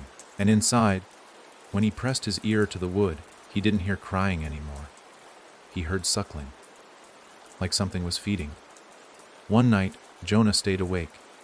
I watched Meredith walk from their bed, eyes open but unseeing, arms cradling the air. He followed her through the hall, past the bathroom, to the nursery. The door opened for her and only her. He stood outside, listening. 30 minutes passed, then an hour, and then he heard it. Another voice, not a baby's. A child, maybe 8 or 9, speaking softly. "Thank you, Mommy." Jonah slammed the door open. The room was empty, except for the rocking chair, which now faced the wall, and a rattle on the floor, black, heavy, wrapped in a ribbon. He picked it up. The room changed instantly. The pale blue paint peeled away in curls. The air went cold, and something huge moved in the corner. Not seen, not fully felt, but present. Watching. He dropped the rattle and pulled Meredith out of the chair. Her eyes fluttered, but she didn't recognize him. "Who are you?" she asked. And behind her in the mirror, he saw him, a boy, 10 years old now, smiling, standing in the crib. Not a baby anymore, not a ghost, something else. A memory made flesh. They tried to leave the house that night. Didn't make it far. The road circled back 3 times. Each time, the street signs changed. Once they said Willow's End. Another time, Olivia's turn. And the third welcome back. They returned to find the nursery door wide open, and the crib empty. But now there were footprints on the carpet, leading from the crib to the hallway. Tiny, bare, and black. Jonah begged Meredith to run. She refused. Said she couldn't leave her son. He's not our son, Jonah snapped. He will be, she whispered. That night, Jonah nailed the nursery door shut. In the morning, the nails were gone, replaced with teeth. Tiny white baby teeth embedded in the wood, spelling one word stay. He tried burning the house, drenched it in gasoline, lit every room. The fire swallowed the first floor in seconds. But when he stepped outside, the house looked untouched, staring at him, smiling through the windows, waiting. The next day, Meredith was gone. No note, no clothes missing. Just the sound of humming from the nursery, and a new rattle on the floor. This one with a note. He's walking now. Soon he'll knock. When he does, you'll open, and you'll be ready. Jonah left the town that night. He doesn't remember how. One moment he was standing in the woods behind the house. The next, he woke up on the edge of a freeway, barefoot and shaking. He walked for miles until someone picked him up. He doesn't talk anymore, just draws. Always the same image. A boy growing older each time, and behind him, a house that gets bigger, wider, hungrier, and always a woman in the window, rocking, smiling, waiting. Meredith, just like Olivia before her, just like Eliza before her. Because the house never dies, it just moves, and the child never stops growing. He's almost ready, and soon he'll knock again. No one remembered when the town began to change. It wasn't dramatic. No great collapse, no flood, no panic in the streets, just little things. Streetlights that flickered in Morse code when no one was watching. Shadows that grew in the wrong direction. Laughter echoing in alleys long after sunset. Merrow Creek had always had stories, ghosts, witches, old houses with bad bones. But this was different. This was quiet, patient, intentional. And it all started with a knock. 3 knocks. Always at the same time. 3:33 a.m. like a heartbeat with rhythm. The first came to the house on Briar Lane. A widow named Hester heard it. She lived alone, save for her radio and the scent of old lavender. When the knock came, she assumed it was the wind. Then the second night came. Then the third. Always 3 knocks. No footsteps. No shadow, just sound. On the 4th night, she opened the door. They found her 3 days later, standing in her living room, smiling into a corner. Her fingernails had been pulled out, but she wasn't in pain. She didn't seem aware of the blood crusted down her arms. She just whispered, "He's growing." That's when they started calling it the knocking season. No one could explain why it hit every 13 years. No one could explain why the children were always the first to hear it. But once it started, once the first door was knocked upon, it spread, door to door, town to town, like an infection. Sometimes it skipped a house. Sometimes it knocked more than once. But it always got in, and each time, it left behind something worse.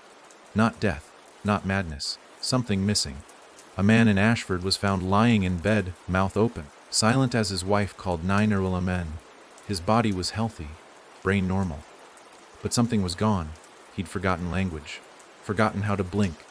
Doctors called it a neurological event, but on the windowsill outside their room were 3 tiny footprints. Not muddy, not real. Ash, pressed neatly, like a child had stood there watching. When the mother of a young boy named Eli heard the knocking, she did what any parent would do. She locked the doors, closed the windows, put her child between her and the danger. But Eli was already dreaming, already remembering things he couldn't have known. He said the boy came to him, told him stories, of a mother with no name, of a house that grew like a forest, of a crib that never emptied. Eli began to draw, first with crayons, then with his fingernails. He scratched images into his bedroom walls, houses with too many doors, trees growing from roofs, Rooms inside of people. And always the same child, a boy, getting older, smiling wider. Eli never made it past his 7th birthday. He disappeared one night, his bed untouched, his drawings erased. Only one thing remained a rattle, still warm, left in the center of the room, wrapped in ribbon. No name this time, just a note. This one remembers too well. It was spreading faster now. Not just in Marrow Creek, it began to reach further. Whole apartment buildings in Chicago reported power outages that only affected the nursery monitors. Families in rural Oregon claimed to hear crying from under their porches. One woman in Florida called the police 7 times, insisting someone was living inside her attic, rocking a chair that had never been there before. And the common thread? Every home had a nursery. Not used, not lived in, just prepared. Because the child didn't just knock to enter. He knocked to check, to see if you were ready, to see if he had already been planted.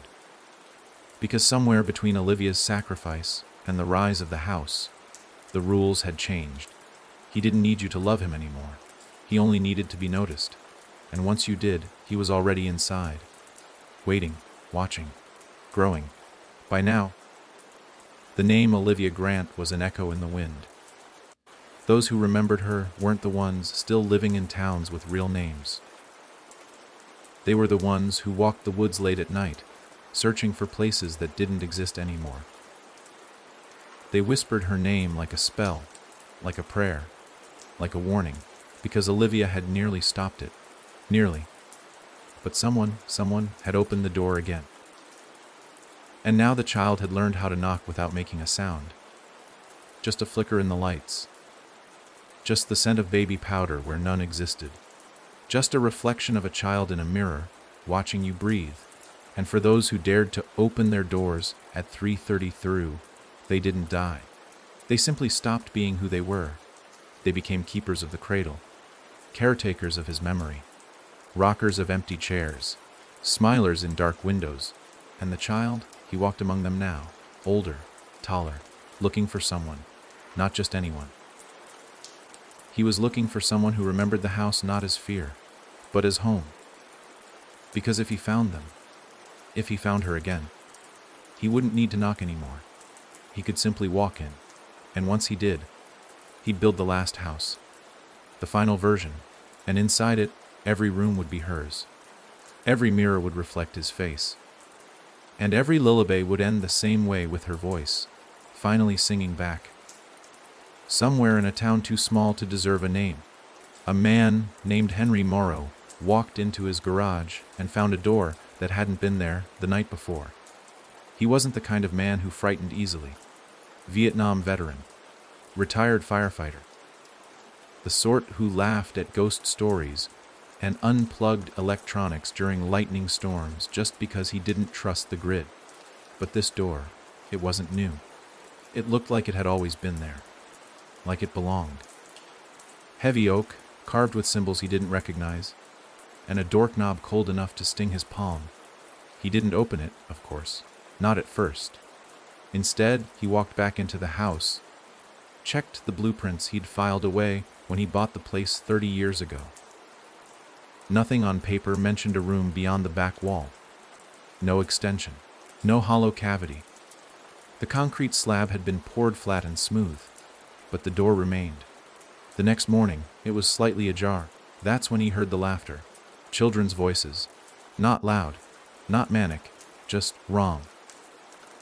The way kids sometimes laugh when they know something you don't. It curled at the edge of his spine like frostbite. He closed the door gently, bolted it shut, and piled furniture in front of it. That same night, he dreamed of rocking chairs creaking behind him. When he turned around in the dream, the chair was empty, but it was still rocking. The next night, the door opened itself, just wide enough to see inside. It wasn't a room. Not really. It was more like a sliver of another place, lit by candlelight that didn't flicker, casting shadows that moved when you didn't. Inside, he saw a crib, white, carved with names. Some of them he recognized. Names from obituaries. Names that had gone missing in town over the years. One of them was his own. He slammed the door. But it didn't close all the way. It never would again. That was the beginning of what locals came to call the returning room. A place that appeared not in houses, but within them. Not added, recalled, as if the house itself was remembering a version of itself that had once existed, even if the current walls didn't know it yet. One day, a hallway might stretch too far. A closet might be deeper than it used to be. A child might open a cupboard and find a staircase where canned goods had always been. And in every case, at the end of the space, there it was. The nursery. It always began with the crib, and ended with the boy. He wasn't always visible at first. Sometimes, you'd just feel him. Eyes behind mirrors, breath fogging glass you hadn't touched. But the moment you acknowledged him, even in thought, he'd grow. Age wasn't steady with him. He bent time like a ribbon. One day he'd be a toddler, curled in the crib, whispering secrets into the mattress. The next, he'd be a teenager, standing behind you as you brushed your teeth, face reflected where yours should have been. He was changing faster now, maturing. Each person who remembered added to his form. Each person who opened the door fed him more. And in the towns that had once been safe, people began sealing their homes in desperation, bolting windows, nailing crosses to doorframes, burning blueprints, anything to keep the room from returning. But it didn't matter. You couldn't stop a memory from growing, especially when it was shared. In Iowa, a girl named Danny drew a floor plan during math class. She couldn't explain why. It wasn't her house. Wasn't any house she'd seen.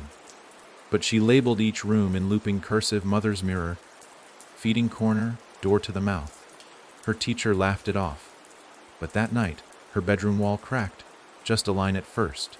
By morning, there was a door in it. In Texas, a man left voicemail messages for his deceased wife every night just to feel like she was still listening. One night, he heard a child's voice respond.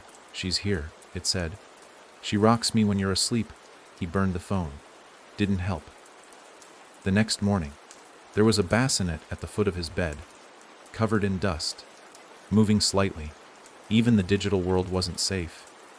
People online began posting images of rooms that shouldn't exist, photos corrupted by space, a hallway that looped back on itself, a mirror that reflected a door behind them, even when they were against a wall. Reddit threads vanished overnight. Users disappeared, but the images stayed, quiet, lingering, and always, somewhere in the image, a child, his smile more confident now, less playful, more certain. Because the boy wasn't just surviving anymore, he was becoming. And he didn't need the house to do it. He was the house. Every door that appeared, every floorboard that creaked in a rhythm, every reflection that blinked a second too late. That was him, and he was waiting for someone in particular. He didn't know her name yet, but he'd recognize her when he saw her. She would carry the memory, not of a house, but of a life before the house. One where her thoughts were her own, one where the walls didn't whisper in sleep.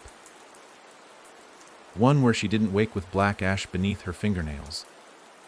He'd know her, because she'd be the only one still trying to forget. And when he found her, he wouldn't knock.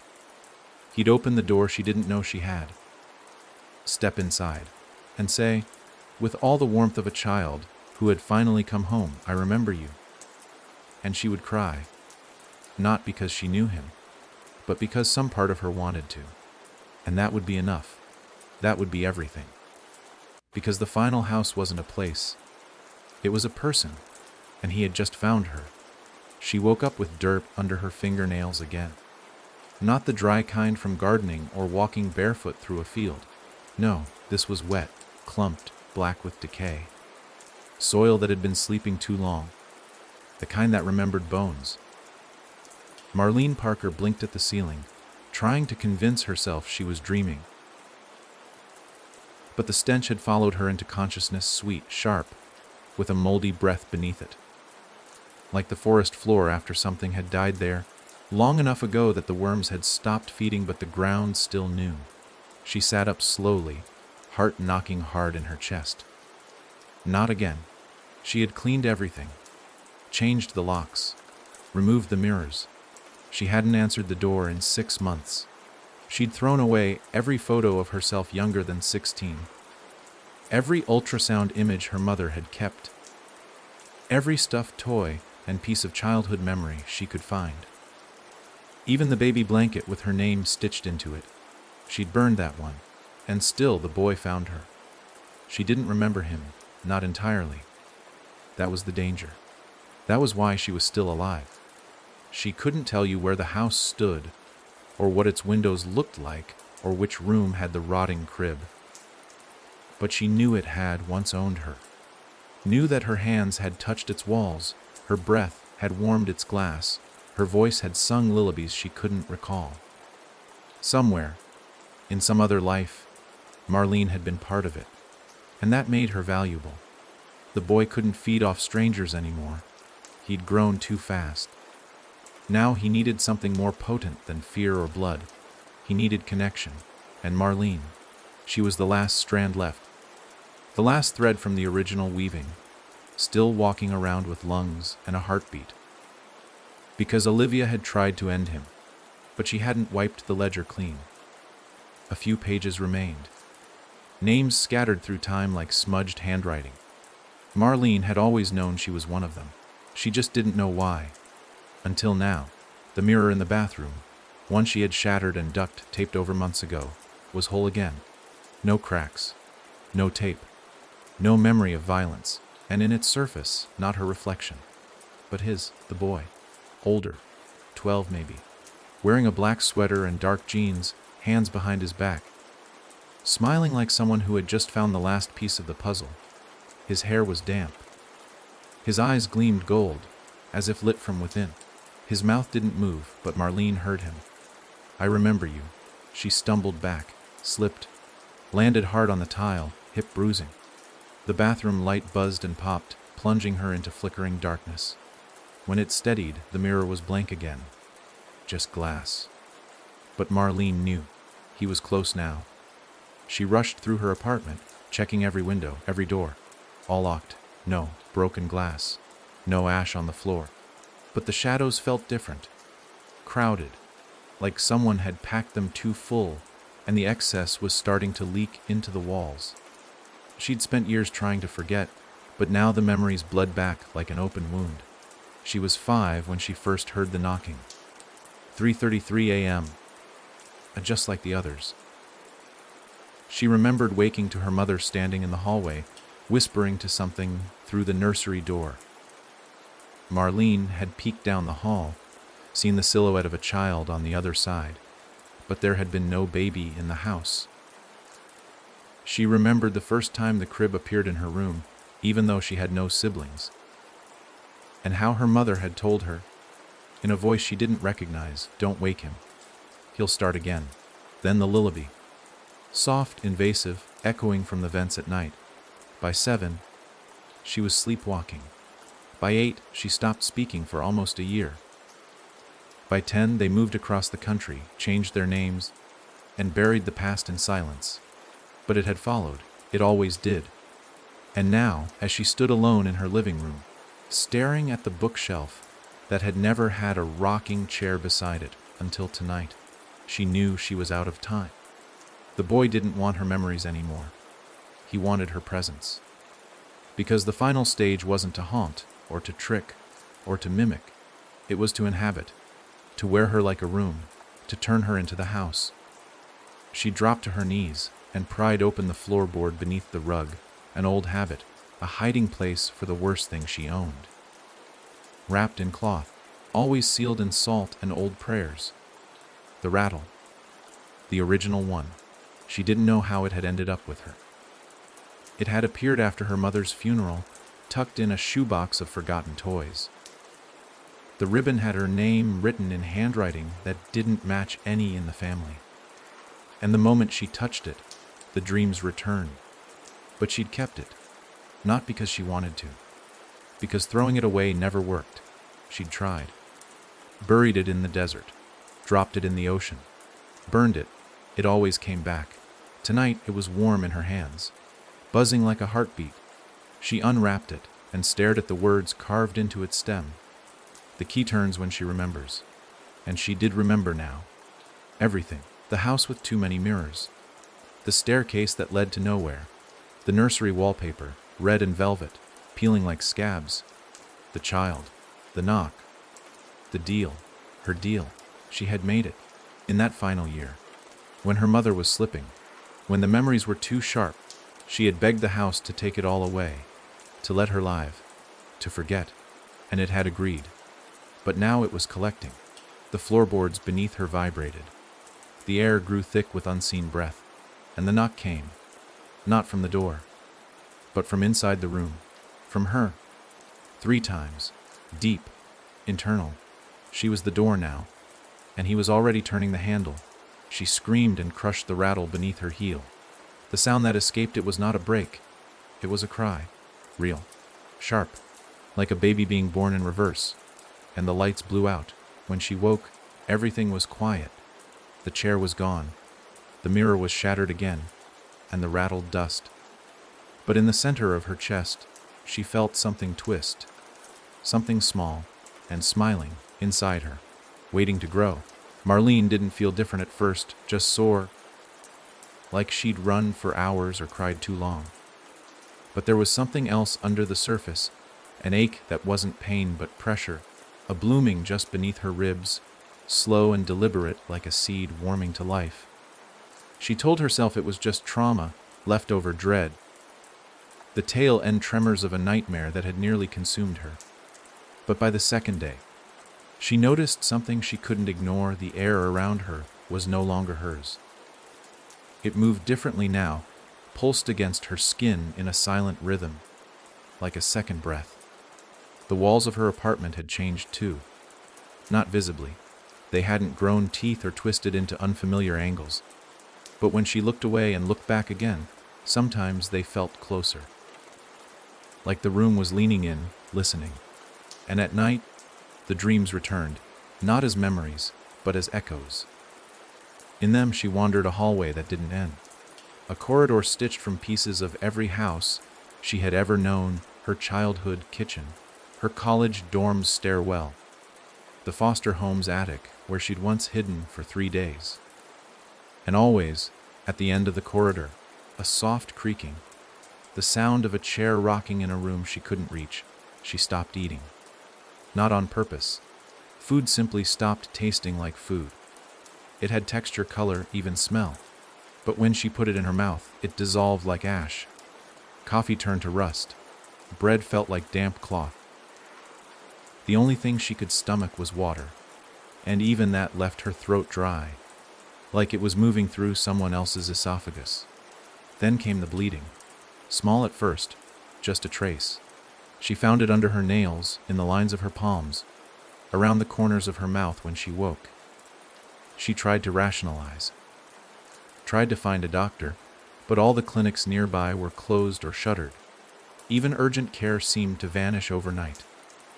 The one receptionist she did reach on the phone only said, "If it's growing inside you, it's already too late," and hung up. By the end of the week, she could no longer see her own reflection. Not clearly. Mirrors gave her fragments now. Her lips, her eye, the edge of her shoulder, but never the whole, as if the world had agreed she didn't belong to it anymore, that she was being rewritten, and it was the laughter that finally broke her, because it came from inside her, low at first, like a memory caught in the chest, then louder, sharper, not hers, not even human, childlike in rhythm, but soaked with cruelty.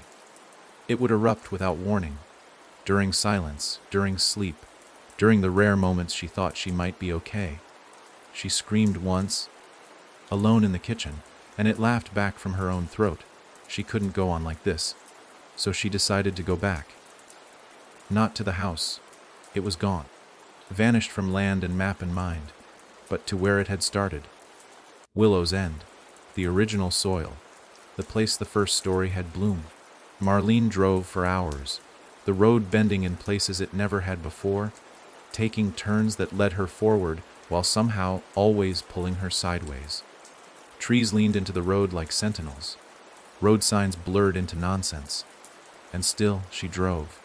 When she finally arrived, she found only the woods.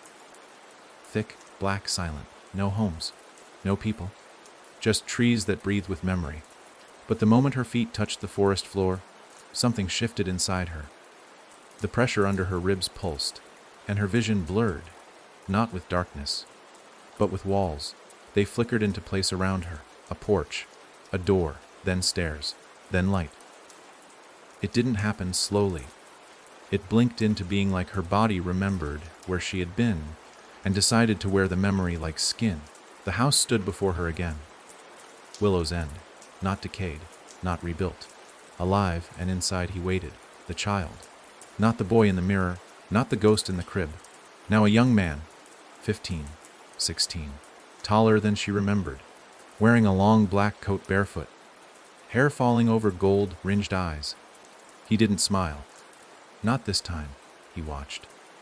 As she entered the front door that opened for her like a yawning mouth, he stood at the foot of the stairs, waiting for her to catch up. "You said I could never grow without you," he said. His voice was deeper now, smooth, commanding, but not angry. "I didn't say that," she whispered. "You thought it," he said. "Every time you ran, every time you forgot, I faded. But now you're back. And I've grown. I didn't mean to come back. You never left." He turned and walked into the parlor. She followed, though her legs begged her not to. The house was cleaner than it had ever been. Furniture polished.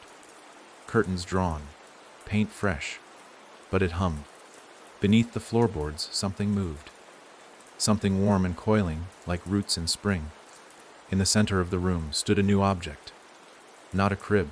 A mirror, 7 feet tall, framed in black bone. The glass was soft like water. "Look," he said. She did.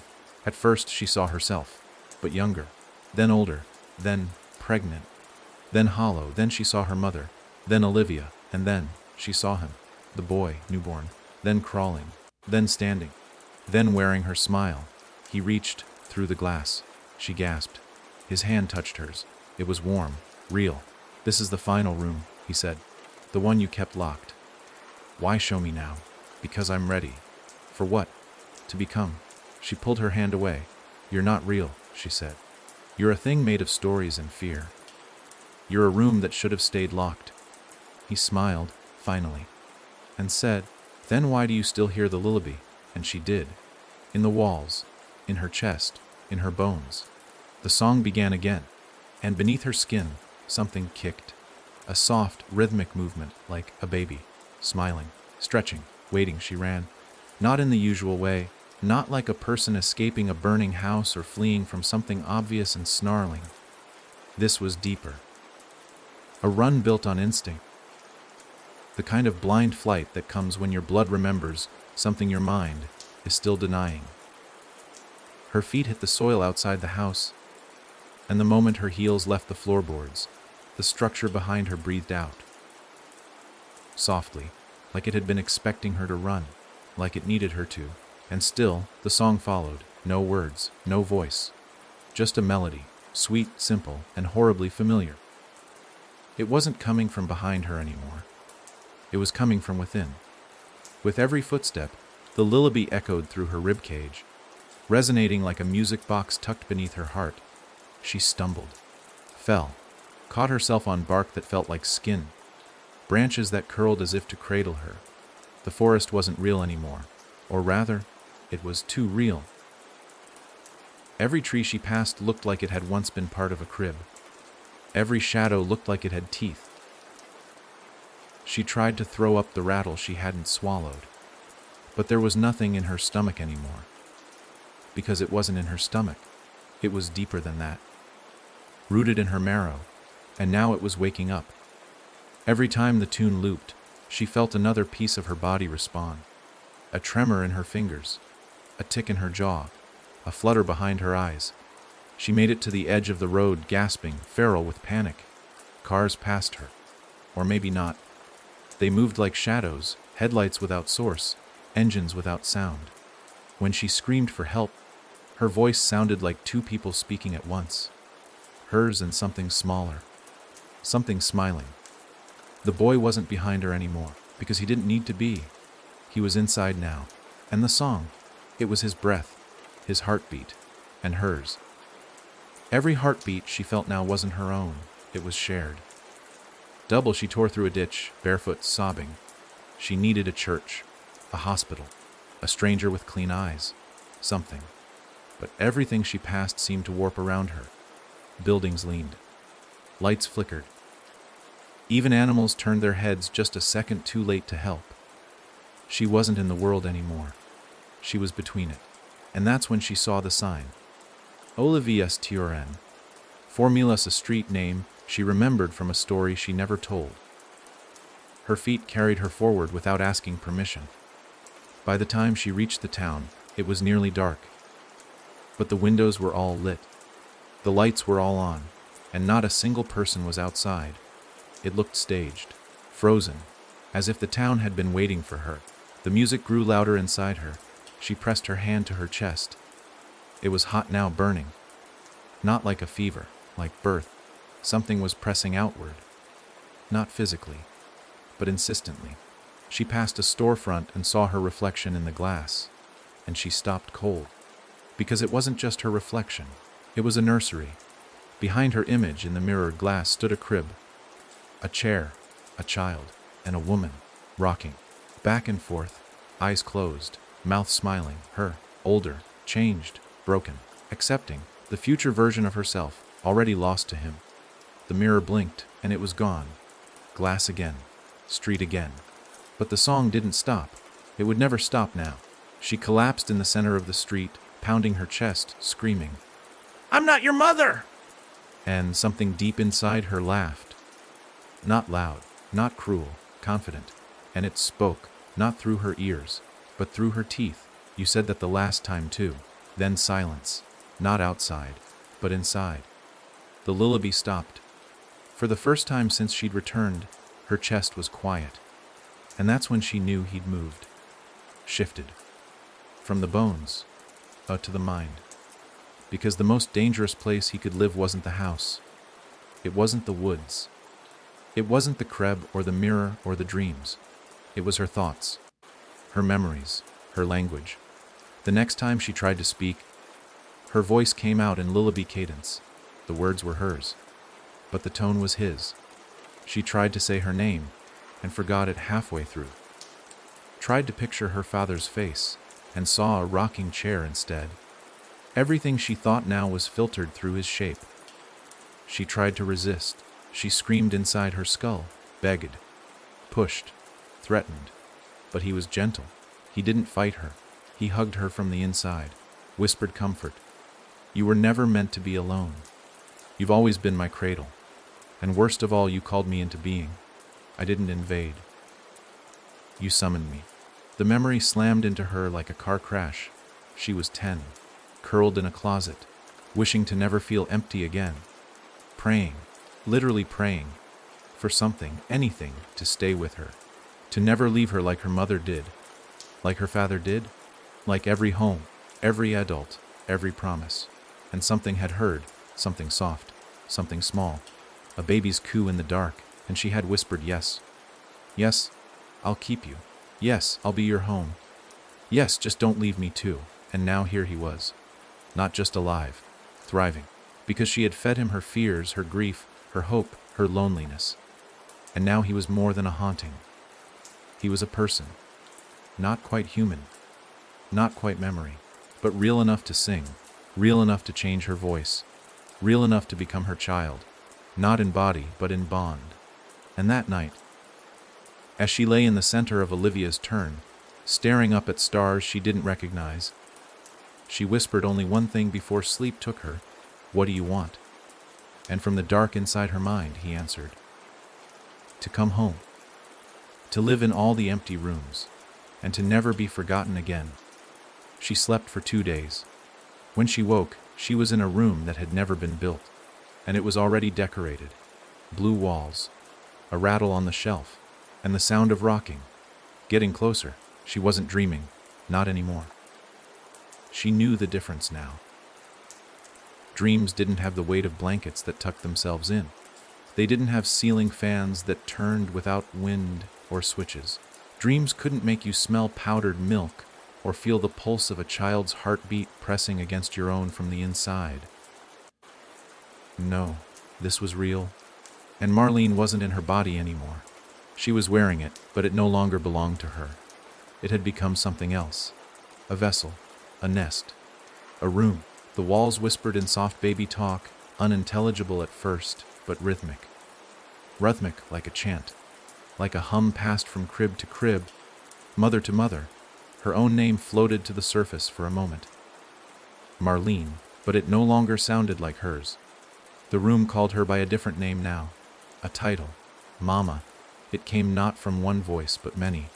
Children she hadn't born, infants who never lived, or maybe did, maybe in other versions of time, other rooms, other houses, all singing to her in their absence. She sat up slowly, breath ragged, heart confused whether to beat faster or slower. The room around her was not one she recognized from any memory, yet she knew it intimately. Pale blue wallpaper, peeling only in corners.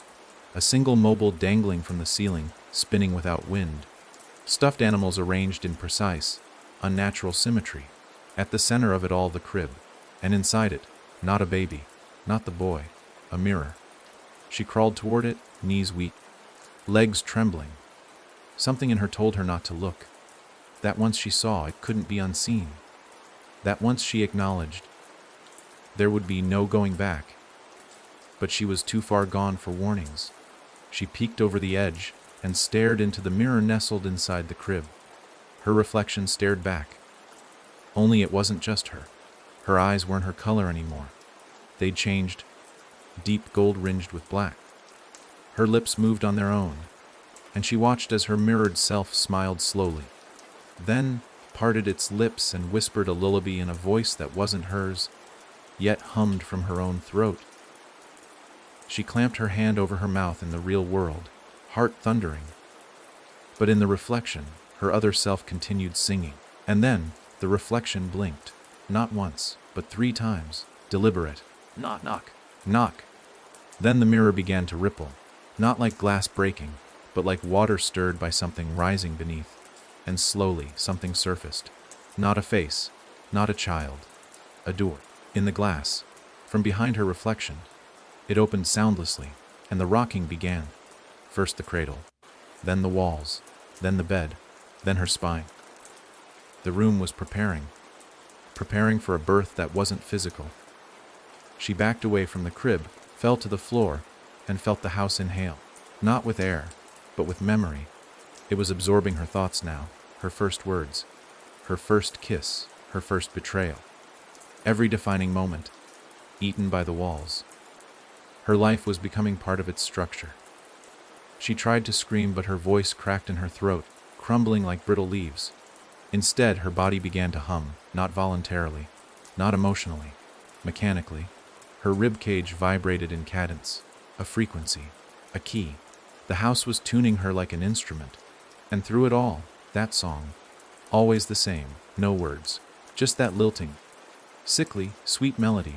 It was then she saw them, the other women, not ghosts, not illusions, mothers. Dozens of them, standing along the edge of the room, some old, some young, all with gold-ringed eyes, all with hands placed protectively over their chests, all rocking gently in place, and each of them smiling. She wanted to run, to scream at them, "Help me," but no sound left her mouth. One of them stepped forward, an older woman with hair in braids, eyes cloudy with age, but filled with a calm Marlene didn't trust. "You made the promise," the woman said. "I was a child." Marlene gasped. The woman nodded. "That's when the promises matter most. I didn't know what I was doing. You fed him. And now he feeds you. I never asked for this." "Didn't you?" She tilted her head. "Didn't you say you never wanted to be alone again?" Marlene's body curled in on itself. The truth weighed too much to hold upright. "Yes," she whispered, "but not like this." The woman knelt beside her, took her hand. "You don't understand what he's trying to do. You see a child, but he is becoming more. He's gathering us. room by room, voice by voice. Soon he will be a house so large it will stretch across time, and in every room one of us will sing. Marlene shook her head violently. No, I won't let him finish. The woman sighed, brushed Marlene's hair from her face. You already have. Why do you think you're still here? The others ran. The others were forgotten. But you remembered. You tried to bury him in your bones. That's love, even if it's twisted. I'm not his mother. You are his home. Then everything around her shook. The cradle flipped, the mirror cracked. The air filled with laughter, children's laughter, and screaming, not hers. The women, all of them, shrieking, clutching their chests, swaying faster now, and their faces began to change. Age regressed, skin smoothed, eyes turned gold, then black, until each woman was not a mother anymore, but him, the child.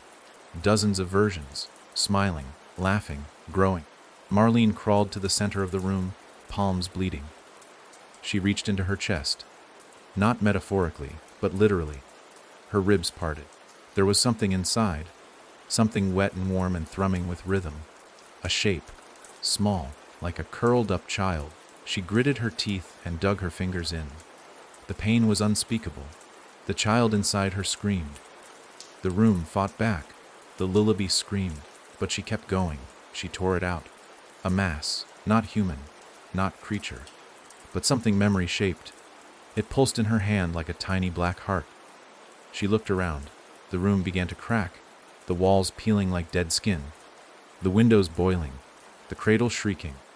She threw the thing across the room, and the moment it hit the mirror, it shattered.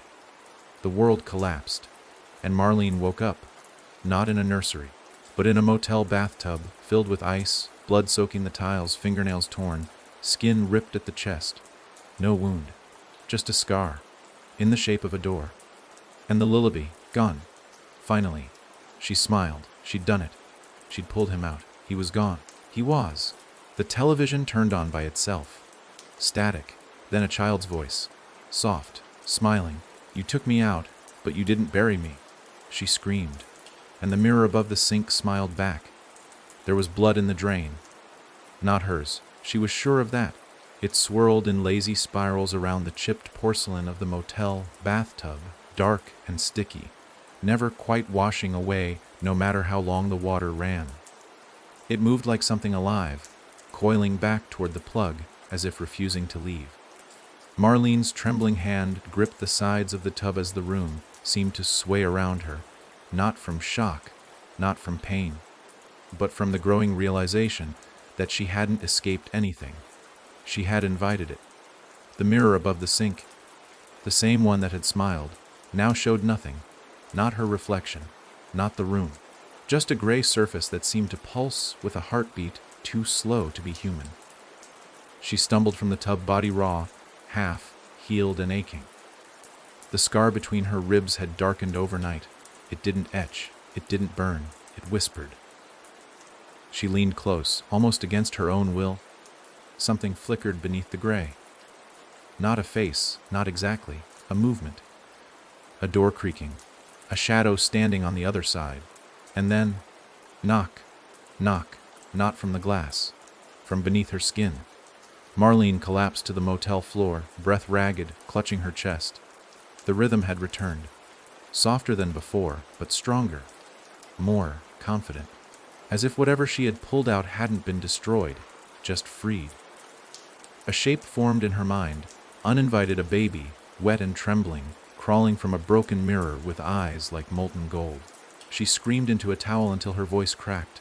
The motel phone rang, once, twice, 3 times. Then silence. She didn't answer it.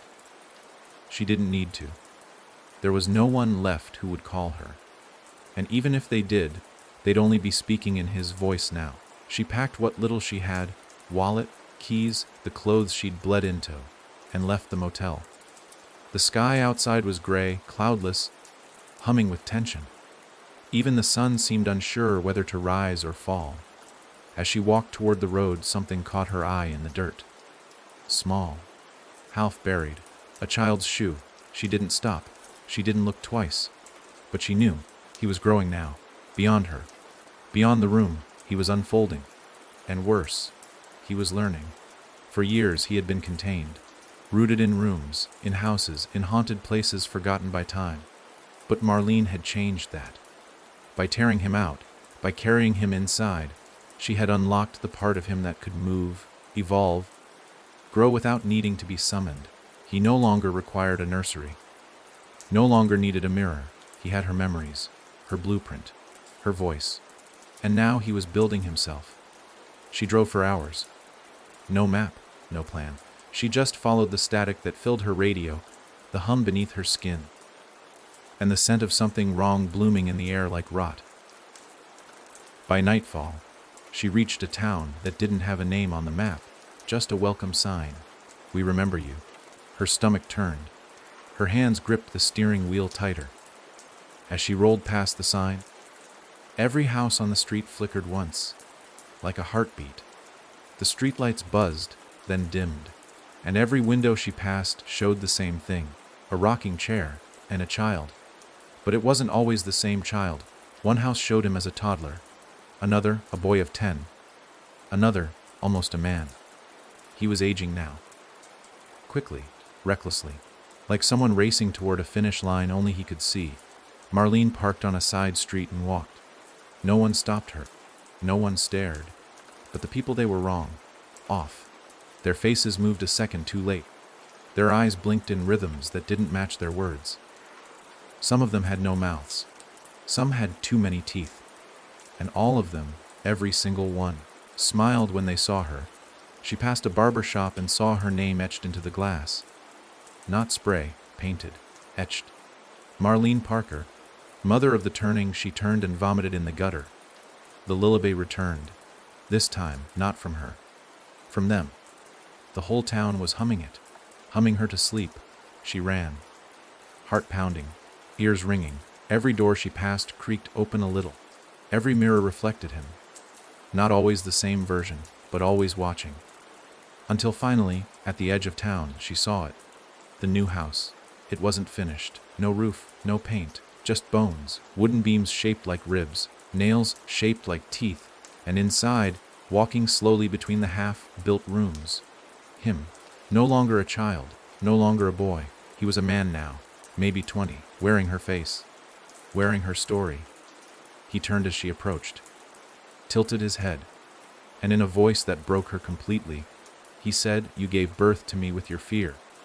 Now I'm ready to raise you." She tried to scream, but her voice had already left her. She was back in the cradle now, not by force, by design. Because the moment she stared into his golden eyes, she remembered everything. Not just the promise, not just the house, but the origin, the real truth. She hadn't just summoned him as a child, she had created him. From every story she told herself to survive. From every night she begged for protection. From every lie she whispered to make her pain make sense. He was built from the scaffolding of her need. And now, he was stronger than her. Taller, smarter, and the house was his body now. He stepped toward her, reached out, not to hurt, to cradle. "Mama," he whispered, and she collapsed. Because the word didn't sound like manipulation anymore. It sounded like mercy. He lifted her, carried her to the unfinished room, laid her down in a space between beams, and as she looked up at the sky, where a roof would soon be, she saw the stars moving, not twinkling, turning, slowly, in sync, the universe folding itself into a new shape, a shape she had helped design, and from the trees outside, from the dirt, from the mirrors, from the songs, from the silence, they came, the other mothers, all of them, crawling home, to the house they didn't know they'd helped build, to the sun they didn't mean to create. And beneath it all, pulsing like blood through 1,000 walls, the lullaby, not a warning, not a memory, but a blueprint he was becoming. And now, nothing would stop him. Because what's stronger than a haunting? A home. They came in the night, not with screams or fire or violence, but with footsteps, quiet, countless.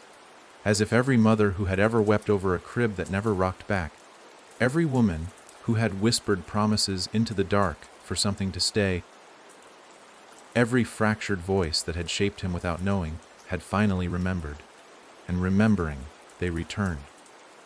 Marlene felt them before she saw them, felt their presence like wind on the inside of her skin. The unfinished house was no longer just skeleton and wood. With every soul that arrived, something new breathed into it. A door that hadn't been there before, a second floor, a nursery without walls, suspended in air, rocking gently like it was held by invisible arms. And she was lying at the center of it, not cradled, not restrained, but honored. That's what made it worse. They didn't hurt her. They thanked her. Every woman that stepped through the empty frames bowed her head in reverence as they passed her. No faces, no names, just a collection of smiles that were both tragic and terrifying. She tried to move. Her arms were not tied, but they refused. Her body didn't feel like hers anymore.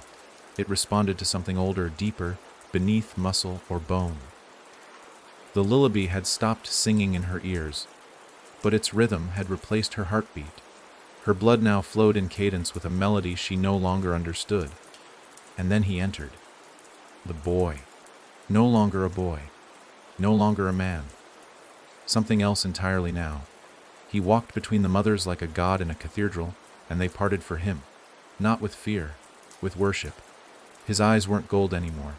They shifted, swirled. Like mirrors catching candlelight, showing not one reflection but many, as if he was wearing all their faces at once. When he reached her, he knelt. Not with menace, but with love. "I know what you think this is," he said, voice low, barely above a breath. "You think I'm stealing, twisting, haunting. But I was given. I was willed into being by need. And now, I'm offering you what no one ever gave in return." Marlene's throat burned to speak, but no sound came. "I offer you a place," he continued. "A name that no one can take. A home that can never burn, never vanish, never forget." He reached toward her, placed 2 fingers over the scar between her ribs, and she saw, not in the way humans see, but remembered in perfect clarity, the first mother. Not Marlene, not Olivia, but one further back, older than the house, older than words. A woman who had knelt in the woods and begged something to hear her, something else. She'd made the first promise, and that promise had never been broken, only passed on, mother to daughter, wound to wound, loneliness to loneliness, until now. Now, the promise was no longer a whisper, it was a building. Brick and bone, memory and lullaby, a church of mothers, and he was its altar. When Marlene blinked, she was no longer on the floor. She was standing, wearing a dress she'd never owned, white and threadbare, stitched with lullaby lyrics around the collar in black thread. The mothers stood behind her now, not bowing, but waiting. And he smiled and opened his arms like a son returning to the only home that ever wanted him. "I'm not your child," she managed to say. "No," he replied. "You're my foundation." And the house shuddered. The floor beneath them bloomed like flesh, soft, pulsing, growing. The walls inhaled. The ceiling knit together with spider, thread, and breath. Outside, trees bent toward the structure like pilgrims seeking warmth. And inside, a sound began. Knock from the floor, knock from the ceiling, knock from her own chest. Then silence, but not emptiness, anticipation. He turned, stepping into the next room that hadn't existed seconds ago, and the mothers followed. Marlene, still frozen, still wearing the dress that felt both sacred and stolen, turned toward the doorway he'd vanished through. There, on the doorframe, carved in fresh, bleeding wood, was a phrase: "The walls will breathe you in. The floor will learn your shape. The house will remember your name." She stepped through. Because she had no choice, and because, somewhere in the back of her heart, she wanted to know what it felt like to be remembered. The room was a hallway now, endless, filled with doors, and behind every door, a scene. She opened the first, a mother kneeling at the edge of a crib, whispering for death to take her instead of her baby. Second, a woman in a bathroom, clutching a pregnancy test, crying into a towel, while the man on the other side of the door packs his things. Third, a little girl, standing outside a locked room, listening to something cry inside. Marlene slammed it shut. The hallway breathed, each door a memory. Not hers, but shared, collected. And as she passed them, her scar itched, then burned, then opened. Not with blood, with light. It spilled from her chest like honey, thick, gold, and slow.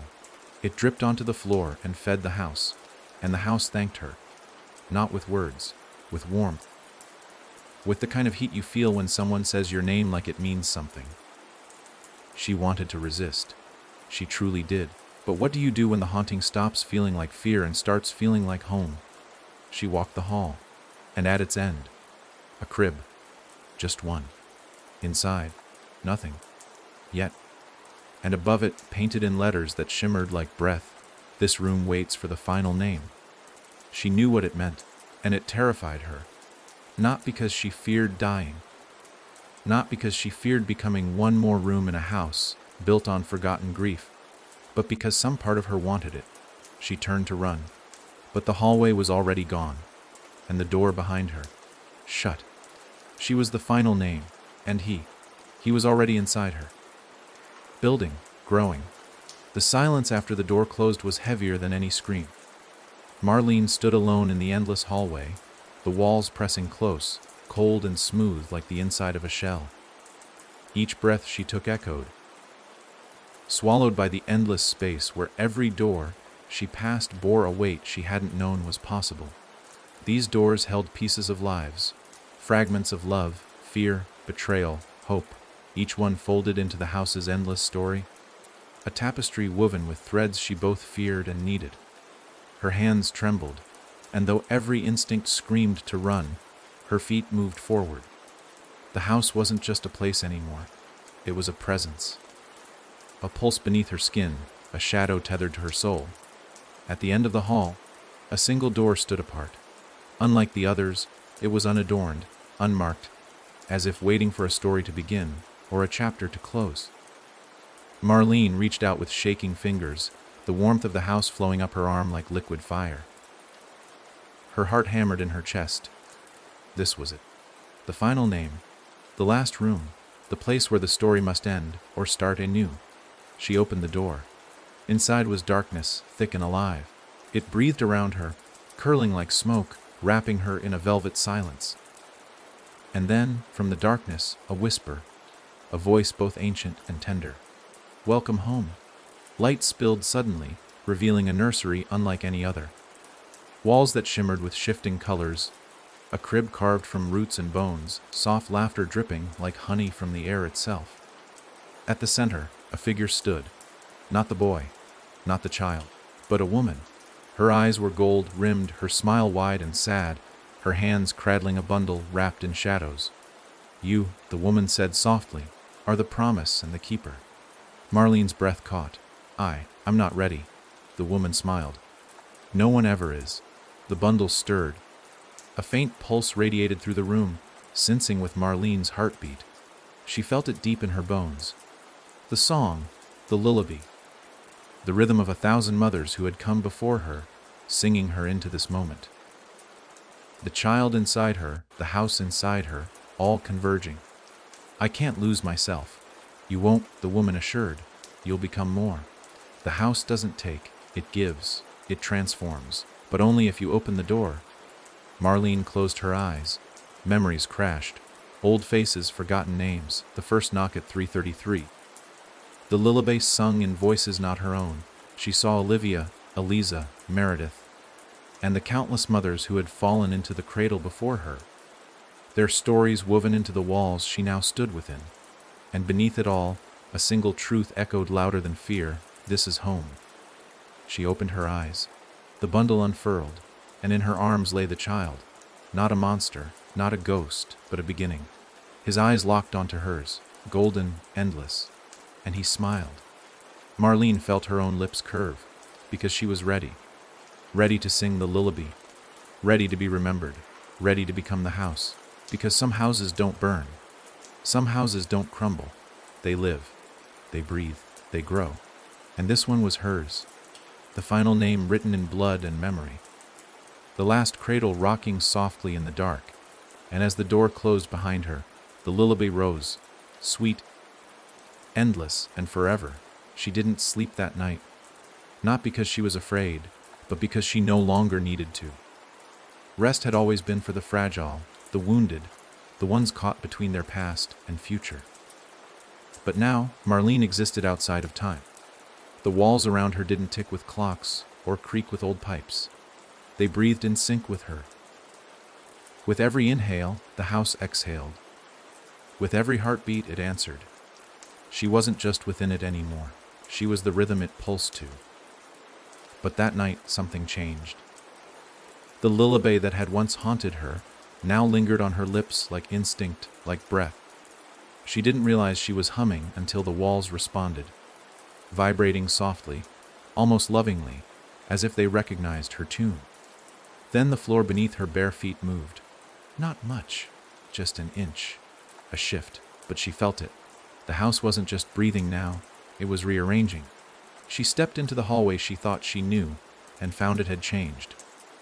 Doors were different. The scent in the air, less dust, more milk and ash. There were frames on the walls now, filled not with pictures, but with reflections. Each frame showed a different version of her crying, laughing, hiding, forgetting. Some frames showed her as a child, others as an old woman she hadn't yet become. She paused at one, where she stood in the center of a circle of cribs, arms open, eyes completely black. She turned away. At the end of the hall, there was a new door. It hadn't been there before. Made of wood so dark it swallowed light, with a knob that pulsed beneath her touch like a heartbeat. The house didn't tell her to enter. It invited her. She stepped through. On the other side, a vast room with no walls, no ceiling, just stars. Thousands of them. Floating, not in the sky, but around her. Hovering inches from her face. Some pulsed like dying suns. Others flickered with memories.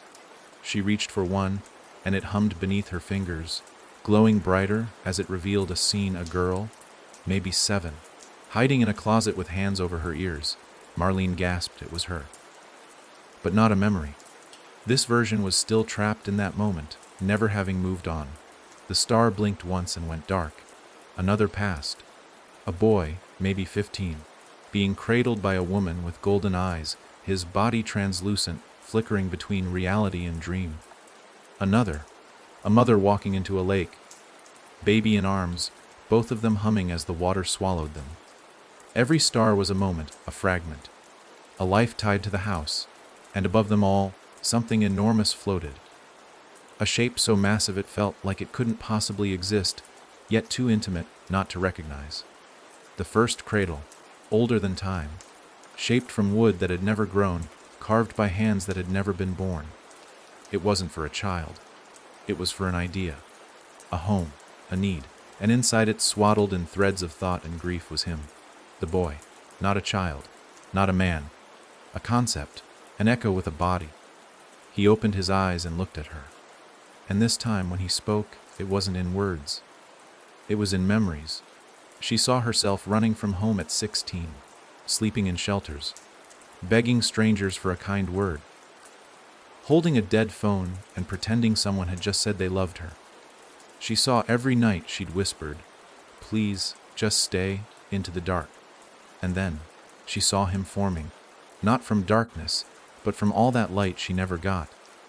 He had been shaped by the emptiness between her prayers and the silence that followed. He hadn't haunted her. He'd answered her, and now he was no longer asking for permission. He was offering a gift. Marlene floated closer. He raised one hand, and she saw it, a key, not made of metal, made of voice. Every lullaby, every whispered fear, every promise, pressed into a shape. He handed it to her without touching, and suddenly she was falling. Back into the house, back into the hallway, back into herself. She landed on her knees, breath gone. The key clutched in her fist. Behind her, the star room was gone. Ahead of her, her front door. But it wasn't the house's front door. It was the one from her childhood. The one with the brass knob and the scrape near the bottom, where she used to kick when she was locked out. It was whole now, clean, waiting. She stepped forward and placed the key in the lock. It didn't turn. It sang. A single note, pure and sharp. And the door melted. And there, in the middle of an impossible space that should not have been behind it, was her mother, younger than Marlene remembered, eyes full of things she never said, and beside her, a crib, empty. Marlene tried to speak, but her mother raised a hand. "You've come further than I ever could," she said softly. "But even I knew the truth. We're not haunted by children. We're haunted by the idea of being needed, of being irreplaceable. You gave shape to that idea. You made it flesh." Marlene shook her head. "Then why does it hurt?" "Because to be a home," her mother said, eyes glistening, "means to be broken over and over until someone finally stays." She stepped forward and wrapped her arms around Marlene. Not warm, not cold, just real. And as they embraced, the crib behind them filled with light. Not a child, a memory, a lullaby with form, and a name: the house that dreams. It would not burn. It would not vanish. It would not be forgotten, because now it lived in them. And when Marlene opened her eyes again, she was in her own body, in a house. But not the haunted one. A real house, messy, cheap, cracked windows, old photos, hers. She stood slowly, touched the scar between her ribs. It no longer burned. It pulsed gently, like a reminder, or a promise, and from the room down the hall, she heard it. A knock 3 times. Then silence. Then a soft hum, the lullaby. Not haunting, not threatening, just home. The knock didn't come again. Just the 3 soft raps, like fingertips against old wood, like someone unsure if they belonged. Marlene stood in the hallway, breath caught between past and present, listening. That familiar lullaby, once the sound of terror, now filled the house like a heartbeat. But it had changed. Slower, heavier, as if it carried weight now, meaning. She moved toward the door at the end of the hallway, the one that hadn't been there yesterday. In her home, her real home, this door hadn't existed. But she'd stopped questioning the physics of the house, ever since it had started to grow with her. It looked like every other door in the house. White paint peeling, old brass handle, faint scratch marks near the bottom. But something about it breathed. Not literally, not visibly, but in that uncanny way where you know the air behind it is not the same. She reached for the handle. It was cold but familiar, like holding the hand of someone you once trusted but hadn't seen in years. She turned it, slowly. The room beyond wasn't a nursery or a bedroom or anything she'd ever built. It was simple: 1 twin bed with a quilt folded at the foot. 1 window facing a night sky that didn't match the one outside her house, and a single chair in the corner. But what made her stomach twist, what made her fingers curl into her palm, was the suitcase resting on the bed. Old, worn leather. The kind people don't use anymore. It was covered in dust, but the kind of dust that felt deliberate, like the room had been waiting a very long time. As she stepped inside, the air thickened. Not humid, dense. Every step she took felt heavier than the last, as though she was walking through memory. Not hers, but someone else's. The suitcase clicked open on its own. She didn't touch it, didn't need to. It wanted her to see. Inside, clothing, not modern, not even from the last few decades. Dresses, baby clothes, a small folded blanket with initials stitched into the corner, MW. She blinked. Those weren't her initials. The air shifted behind her, and suddenly she wasn't alone. In the chair sat a woman. Not a ghost. Not a memory. A guest. Her dress was faded, skin soft and translucent, as though she'd been pulled from a photo album and given breath. Her eyes were a dull, tired gold. Marlene stepped back, spine pressing against the wall. "You left this behind," the woman said, voice rough with age and sorrow. "The house has been waiting." Marlene's voice cracked. "I don't know you." The woman smiled, but it didn't reach her eyes. "But you carry me." And just like that, Marlene remembered. Not clearly, not fully, but in flashes. The sound of a child sobbing behind a locked door. The whisper of a lullaby through an attic vent. a scream muffled by floorboards. Marlene had always thought she was the beginning, but she wasn't. She was part of a long, crooked lineage of women who had fed the house, each with their own sorrow, their own secret. This woman, M.W., was one of the first, not the beginning but close. "Why now?" Marlene asked. The woman didn't answer. She stood slowly, moved to the window, and looked out into the night sky that still refused to match the real one. "He's growing again," she said finally, faster this time, stronger. "Who?" The woman turned, her face gaunt. "You know who. The boy you didn't bury. The one you held too long. He's not just a child anymore. He's a guest now, too. And he's bringing others." Marlene felt it then, deep beneath her floorboards. Movement. Not footsteps. Shifts. The house rearranging itself again. Rooms opening. Names being etched into walls she hadn't built. What does he want? The woman returned to the suitcase, lifted the folded blanket, pressed it into Marlene's hands. "He doesn't want. He remembers." "That's worse." Marlene unfolded the blanket. The initials glowed faintly. A scent rose from the cloth. Powdered milk, cedar wood, and something older. Like the inside of a trunk that hadn't been opened in a century. And just for a moment, the house sighed. "I tried to close the house once," the woman whispered. "Tried to lock the doors, hide the names, but he found a way through me. Through my child." Her eyes were pleading now. "You have to do what I couldn't. I don't understand. You will. When the final guest arrives." And with that, the woman vanished. No smoke, no flash, just gone. Only the quilt in Marlene's hands remained, heavier now. The room behind her dimmed. The chair empty again, but the suitcase was gone. The guest had checked out. Marlene backed out of the room and shut the door. The second it clicked shut, a name carved itself into the wood: Margaret Walker. A mother, a guest, one more soul that had shaped the house. Marlene held the blanket close and listened. The lullaby was gone again. But not because it had ended. Because it had shifted. It was no longer sung by mothers. It was sung by children. Dozens of voices now, and one of them sounded like hers. As a girl, crying softly, calling from somewhere in the walls. Not for help, for permission. She set the quilt down and followed the sound. Room by room, door by door. Because the guest room wasn't the last. It was just the first to be remembered. And the house. It had many more waiting to come home. The moment Marlene stepped into the hallway again, something was different. Not visually, not immediately, but deep in the feel of the place. The air was wrong. It felt thick and electric, like the pause before thunder, like breath being held in a lung too long. The house was waiting, and it was not a patient thing anymore. The blanket in her arms, Margaret Walker's, had grown cold. Not like fabric left too long on a windowsill, but like something that had passed through shadow and come back marked. She didn't dare press it to her chest. She didn't dare drop it either. It was a tether now. To the guest. To the memory. To the next room the house would open, whether she was ready or not.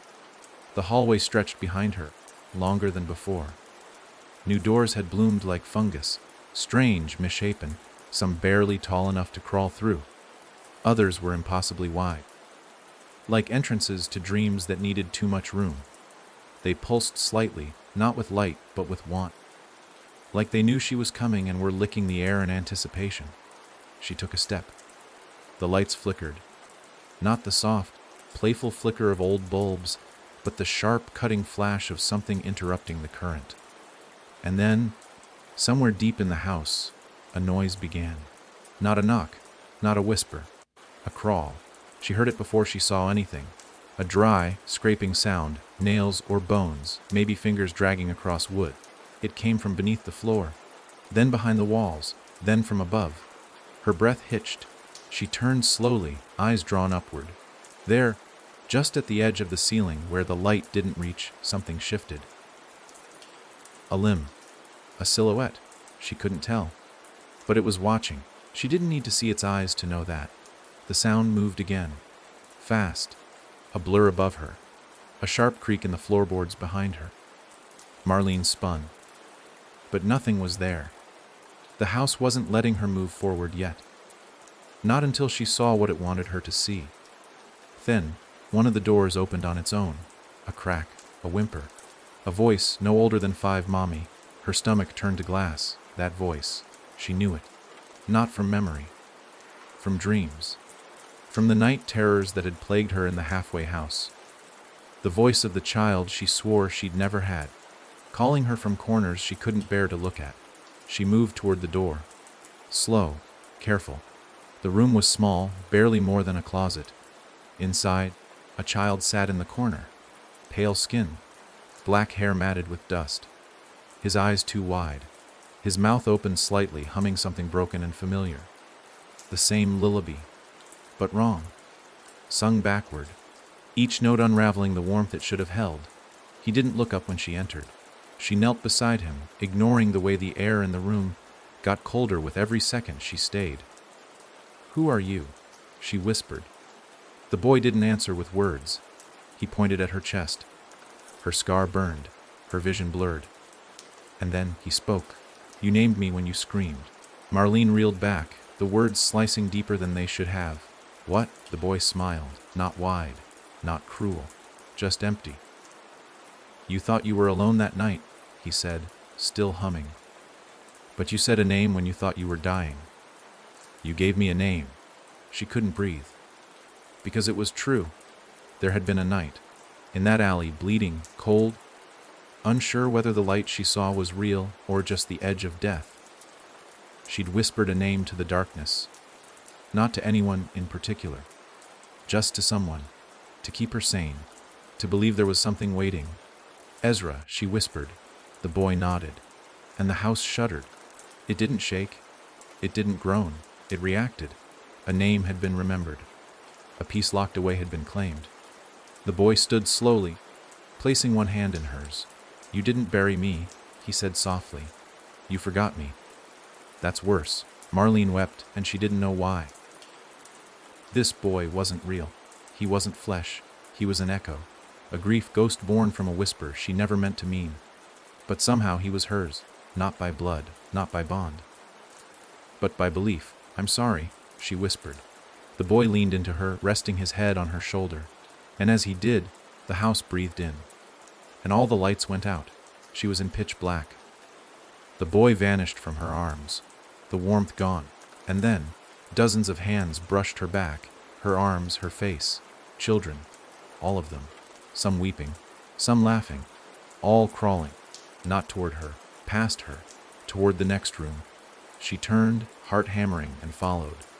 The hallway was gone now. She was in a stairwell, spiraling down, no banister, no walls, just steps. And the crawling, always the crawling, down and down and down, until she reached a basement she had never built. The air here smelled of milk gone sour and flowers left too long in water. And there, at the center of the room, sat a cradle, rocking, empty, but not abandoned. Because above it, written in soot on the ceiling, were the words, "You are the one who must name the last." Marlene took a step forward, and from the shadows, a voice, not a child's, not the boy's, but hers. From a version of her that never left the alley, that never stood up, that never stopped bleeding. "Then name me," it said, "before I become him." The walls pulsed, the cradle creaked, and Marlene knew. The final guest hadn't arrived, because she hadn't let herself in. The walls closed in, not physically, not with brute force or weight, but with a suffocating presence that made Marlene feel as if the air had turned thick as wet cloth. The cradle in the center of the room didn't rock anymore. It watched. Its stillness was a gaze, a demand, a silent expectation. And above it, those 6 black words painted on the ceiling hung heavier than anything she had ever carried. "You are the one who must name the last." She felt the pressure building inside her chest like a scream that couldn't find its way out. Her fingers curled around the frayed edges of the quilt she still carried. Margaret Walker's memory stitched into its threads. Feeling, for the first time, that she wasn't just inside the house as she was under it. A whisper stirred behind her. Familiar. Too familiar. Her own voice, but not as she spoke now. Younger, raw, cracked from crying. It was the sound of her 17-year-old self. The one who ran barefoot into the night with blood under her fingernails and no one to call. She turned slowly, and there it was, her reflection. Not in a mirror, not in glass, in flesh. A version of her she had buried. Taller, thinner, hollow-eyed. The woman who had never escaped that alley. Who never left the halfway house. Who never became Marlene, the keeper of the lullaby. The reflection took a step forward, bare feet quiet on the dusty floor. "You think naming me saves you?" the reflection asked. "You think naming him saves what you were?" Marlene's voice cracked. "I didn't mean to name him. I didn't even know I had." "But you did," the echo said, smiling with no warmth. "You whispered it into the dark, and something heard." The cradle rocked once. A low groan echoed through the foundation. Marlene stepped forward, past her shadow self, closer to the crib. "I didn't name him out of hope," she whispered. "I named him because I didn't want to die alone." And that, the reflection breathed behind her, was enough. Inside the cradle, there was still nothing. But the nothing had shape now, an outline, faint but pulsing with breath and memory. And it was waiting for her word, for her to do what none of the others could, to not just care, not just carry, but claim. The house grew quiet. Even the crawl of unseen hands ceased. Even the breathing stopped. It was time. "Ezra," she said. The name landed in the room like a stone in still water, and the house sighed. Then it began. The foundation cracked, not destructively, but like skin splitting to reveal something underneath. The air turned warm, almost maternal. Rooms that had never existed now bloomed behind her kitchens, with flowers still on the counter, bathtubs half filled, walls lined with drawings no child's hand had ever made. She'd opened the door. But not for a ghost, not for a curse. She'd opened it for herself. The shadow behind her whispered again. "What happens now?" Marlene turned. "You disappear," she said gently, "because I don't need you anymore." The reflection blinked, then nodded, and faded like breath on glass. The cradle filled, not with a baby, not with a boy, but with light. Pure and warm and golden. It pulsed in rhythm with her heartbeat, and the lullaby began again. No longer sung by someone else, but by her. It spilled from her mouth naturally, the melody born from her scars, from her nights alone, from every door she ever knocked on and never had answered. And then she heard it. Steps, dozens of them. Hundreds. The mothers were returning, not in mourning, not in rage, in reunion. They walked the hallways of the house, now fully formed, rooted in the real world, but untethered to time, and they smiled as they passed her. Some wept. Some held hands with versions of themselves they had forgotten. Some carried bundles wrapped in old cloth, each one glowing faintly. They didn't need to speak. She understood. This was the house they had tried to build in their grief, the one stitched from names never spoken aloud.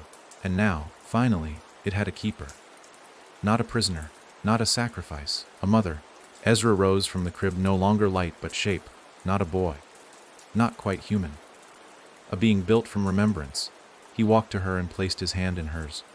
"I'm not yours," he said quietly, "but I come from you." She smiled. "That's enough." The house began to hum, not from the walls but from the ground. A vibration that rolled outward, past the front porch, into the earth itself. Roots spread. Floorboards grew thicker.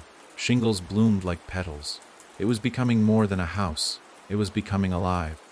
Outside, the world didn't notice. Children still cried for parents. Mothers still wept into pillows. People still walked past empty nurseries, pretending they never hoped. But the house waited now. A beacon. A place where the forgotten could finally be remembered. Where every cradle held not just a child, but a name, a story, a truth. And Marlene, she walked the halls humming, tending, not haunted, not hollow, full, complete, home. And somewhere deep beneath the roots of the house, where no one would ever need to crawl again, A voice whispered softly, "There will be no more knocking. Only doors opening." There was something different about the silence now. It wasn't empty. It wasn't ominous.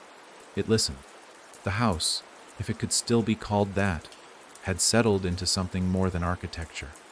Its breath, its pulse, its memories, all lived not only in the walls, but in the soil beneath it. Marlene could feel the shift as she walked barefoot across the creaking boards. The rhythm wasn't just from the lullaby anymore, it was deeper. Older.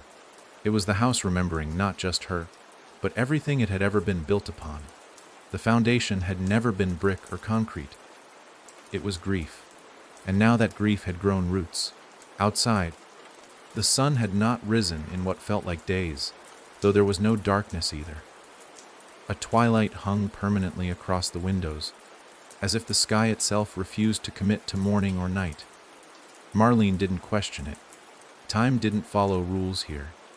Clocks didn't tick. Calendars didn't matter. What did matter, what she now felt in her marrow, was that the next guest was almost here. Not a mother, not a child, but something else.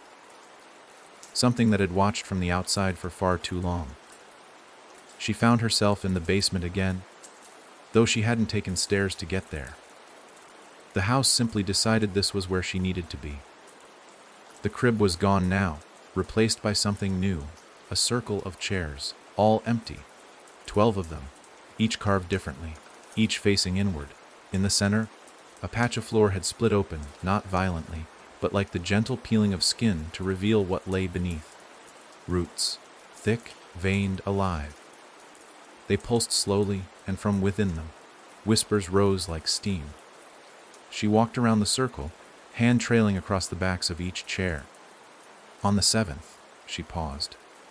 Carved into the wood in a handwriting she somehow recognized were the words "I never meant to leave." The voice that spoke next didn't come from behind her or the side. It came from inside her head. "Then why did you?" Marlene turned, and standing in the threshold of the room was her father. Or what her memory told her father looked like. She hadn't seen him since she was 9. He hadn't left with violence or a slammed door. He'd left quietly. He'd just never come back. "You're not real," she said, throat tight.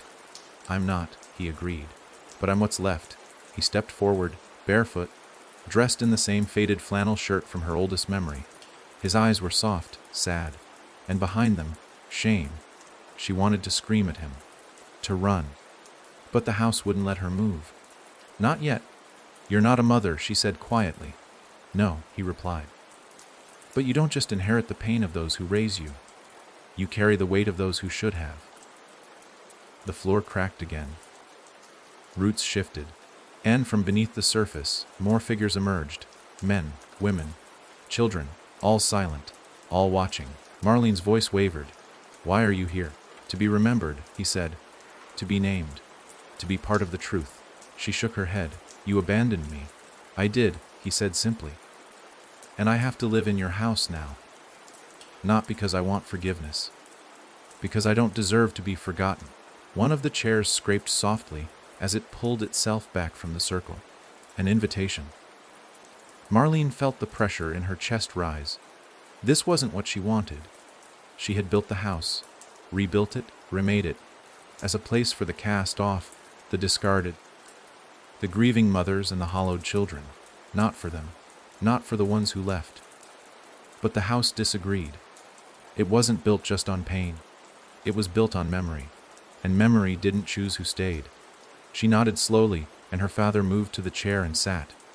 No smile, no redemption, just presence. And that somehow made the roots below settle. The floor grew warm. A second chair pulled back. This time, no one appeared. But Marlene knew. She whispered the name Sarah, her best friend from years ago. The one who disappeared after a fight. The one Marlene never tried to find. The one who, when the house first began haunting her, she hadn't even thought about. The name landed like a pebble in a deep pond, sending slow ripples through the roots. Another chair scraped. Another figure arrived. By the time 6 chairs were filled, Marlene was trembling, not from fear, from release. The house wasn't just asking her to name the forgotten. It was asking her to name the ones she had forgotten, the ones she left behind, the ones she cut out to keep herself from collapsing. Every chair she filled, the house grew taller, stronger. A tower appeared above the roof, spiraling into that permanent twilight, a spire of names and memory. She reached the 12th chair. It remained empty, and when she stepped toward it, the floor groaned louder than it ever had before. A hand burst through the roots, blackened, long-fingered, nails like splinters. Another hand followed. Marlene backed away. From the open wound in the floor, a figure pulled itself out, tall, wrapped in rotting linens, face hidden beneath a veil of moth-eaten lace. It carried no name, because she had never dared to give it one. She didn't need to be told what it was. She already knew. The part of her that never healed. The part that still screamed when she closed her eyes. The mother she might have been. The child she never had. The possibility buried in a decision she'd never spoken aloud. It sat in the final chair and smiled.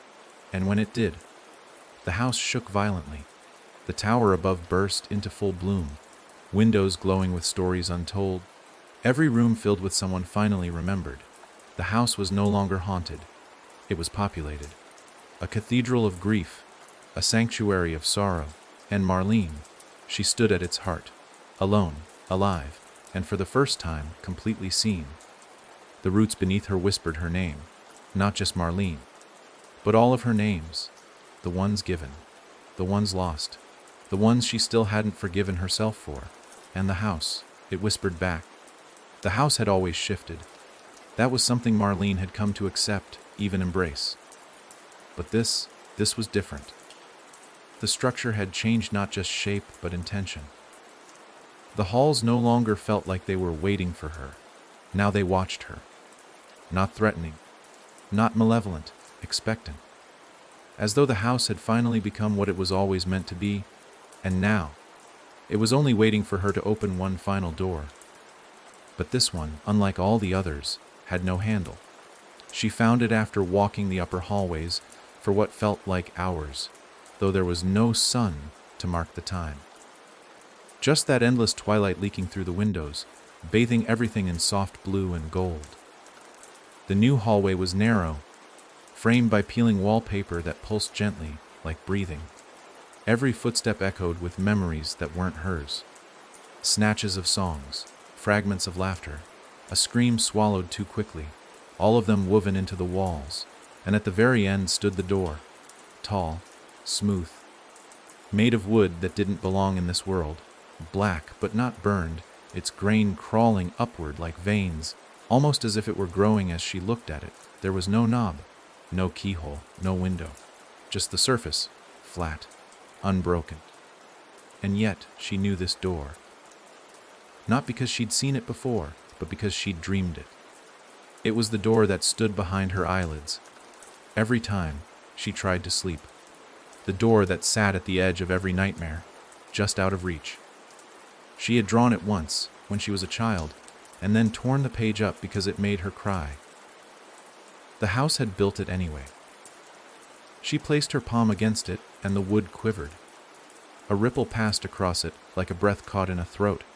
It was warm, warmer than anything else in the house. And suddenly, she heard her voice again, the echo of the girl she had once been. The voice was clearer now, no longer weeping or broken, but sharp. "You don't get to finish this," the voice said. "Not without me." And then, from behind her, footsteps. Bare, light, careful. She didn't turn. She couldn't, because she knew what she'd see. Herself, but not a version built by grief or shame. This was her truth, the self she had hidden behind pain, buried beneath years of pretending, ignoring, surviving.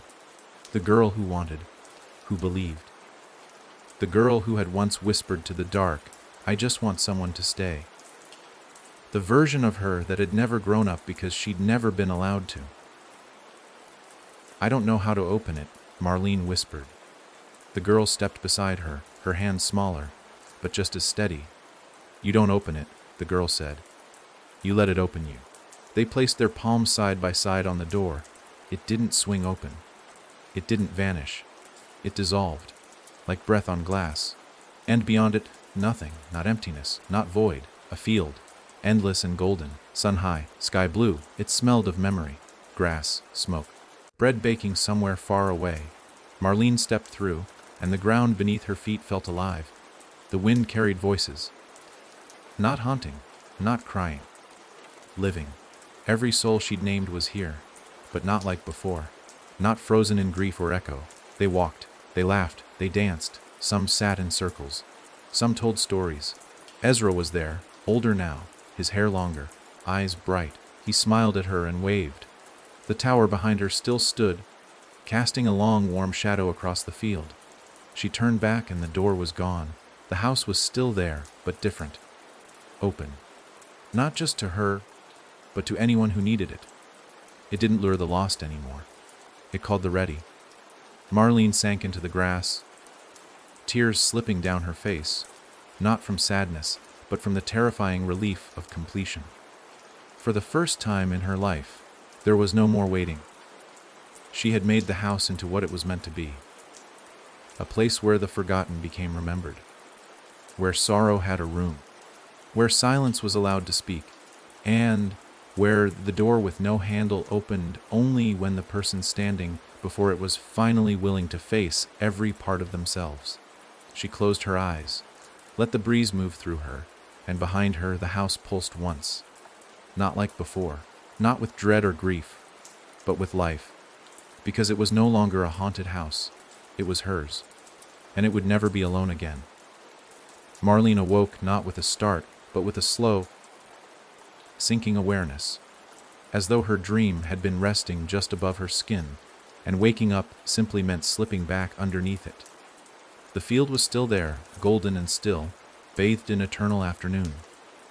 But now she was lying flat on the ground, her ear pressed to the soil, and she could hear something. A rhythm, not a heartbeat. A knock, 3 slow raps, and it was coming from below. Her eyes opened wider, suddenly alert. She sat up, the grass brushing against her hands like fingertips. The breeze had changed. It was cooler now, quieter. The laughter and conversation from the souls she'd seen before were gone, replaced by a low hum vibrating under her spine. The field was still beautiful, still bright, but she knew, in that deep, old way that couldn't be explained, that something beneath the soil had stirred, something that hadn't been invited. She rose slowly, brushing herself off, and turned her gaze toward the horizon. The tower, the house, still stood in the distance, but it looked farther away now. Taller, somehow, casting a thinner, sharper shadow than before. Something had shifted, not in the structure, but in its roots. The knock came again, fainter this time, but not because it was weaker, because it was deeper. Marlene began to walk. She didn't look behind her. She didn't need to. She could feel the space tightening around her shoulders as she crossed the meadow. The grass got shorter with every step, the golden hue giving way to duller shades, until she reached the center of the field, though she'd never known it had one.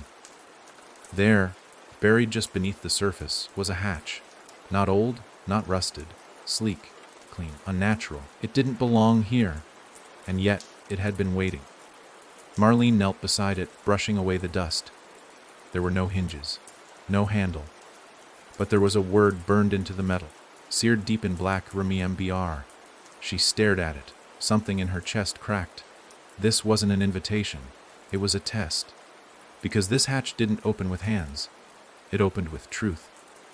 With the kind of memory you bury so deep it starts to rot. She closed her eyes and let it come. The night she almost jumped. Not the alley, not the bleeding. The bridge. 3 years after the boy who never was. A winter night. Empty roads. Cold hands gripping a rail while the river below whispered promises of peace. No name on her lips. No lullaby. Only silence. And just before she let go, something pulled her back. Not a person. Not a voice. Just a single, sharp breath that reminded her of what it meant to fight. The hatch clicked. She opened her eyes. and the metal plate split down the middle, revealing a narrow staircase carved not from stone, but from something organic. The walls pulsed faintly, like veins. The air was thick and wet and filled with the scent of old roots and copper. She descended. Each step felt heavier than the last, not because of weight, because of history. The house had grown down as much as it had grown up. This was the foundation beneath the foundation, the place where every unspoken word, every orphan name, every buried pain had settled like sediment. At the bottom of the stairs was a door, different from the others. This one was made of bone, not literal, not gruesome, but white, smooth, and curved, carved from memory, pressed together by years of silence. And it too had a word frgie. Marlene stood frozen, because she wasn't sure she could, not fully. Not yet. But the house had never asked for perfection, only honesty, so she reached out and touched. The door sighed and opened inward. Inside, the room was pitch black at first. Then, slowly, a figure came into focus, sitting in a rocking chair, facing away, and in her arms, a bundle. Not crying, not moving, just held. Marlene stepped closer, and the figure began to hum. It wasn't the lullaby this time. It was something older, more primal. The sound of rocking back and forth in the dark with no promise of light. The sound of holding on when nothing makes sense. And then the figure spoke, in a voice older than the house itself. "Do you forgive yourself?" Marlene trembled, because this time, the question wasn't about survival. It wasn't about the child that wasn't, or the pain that stayed, or the echoes that walked her hallways. It was about the choice, to let go, to stop blaming herself, to stop carrying the weight like it was penance. She stepped forward. The figure stood and turned, and it was her, not a shadow, not a version, just her. The same eyes, the same scar, the same tired hope still flickering deep inside. She held the bundle out, and Marlene took it. It was weightless. It was everything. She pressed it to her chest and wept, not from grief, but from release. The walls around her lit with soft golden light, veins turning to threads, threads turning to roots, roots turning to branches. The house was growing again, but not alone, with her, through her, because of her. The darkness melted. The cradle no longer needed to be rocked, because the mother no longer needed to remember pain to feel alive. And in the silence that followed, true silence, not hollow or haunted, a voice whispered softly in her ear, "You're not finished, but you're no longer lost."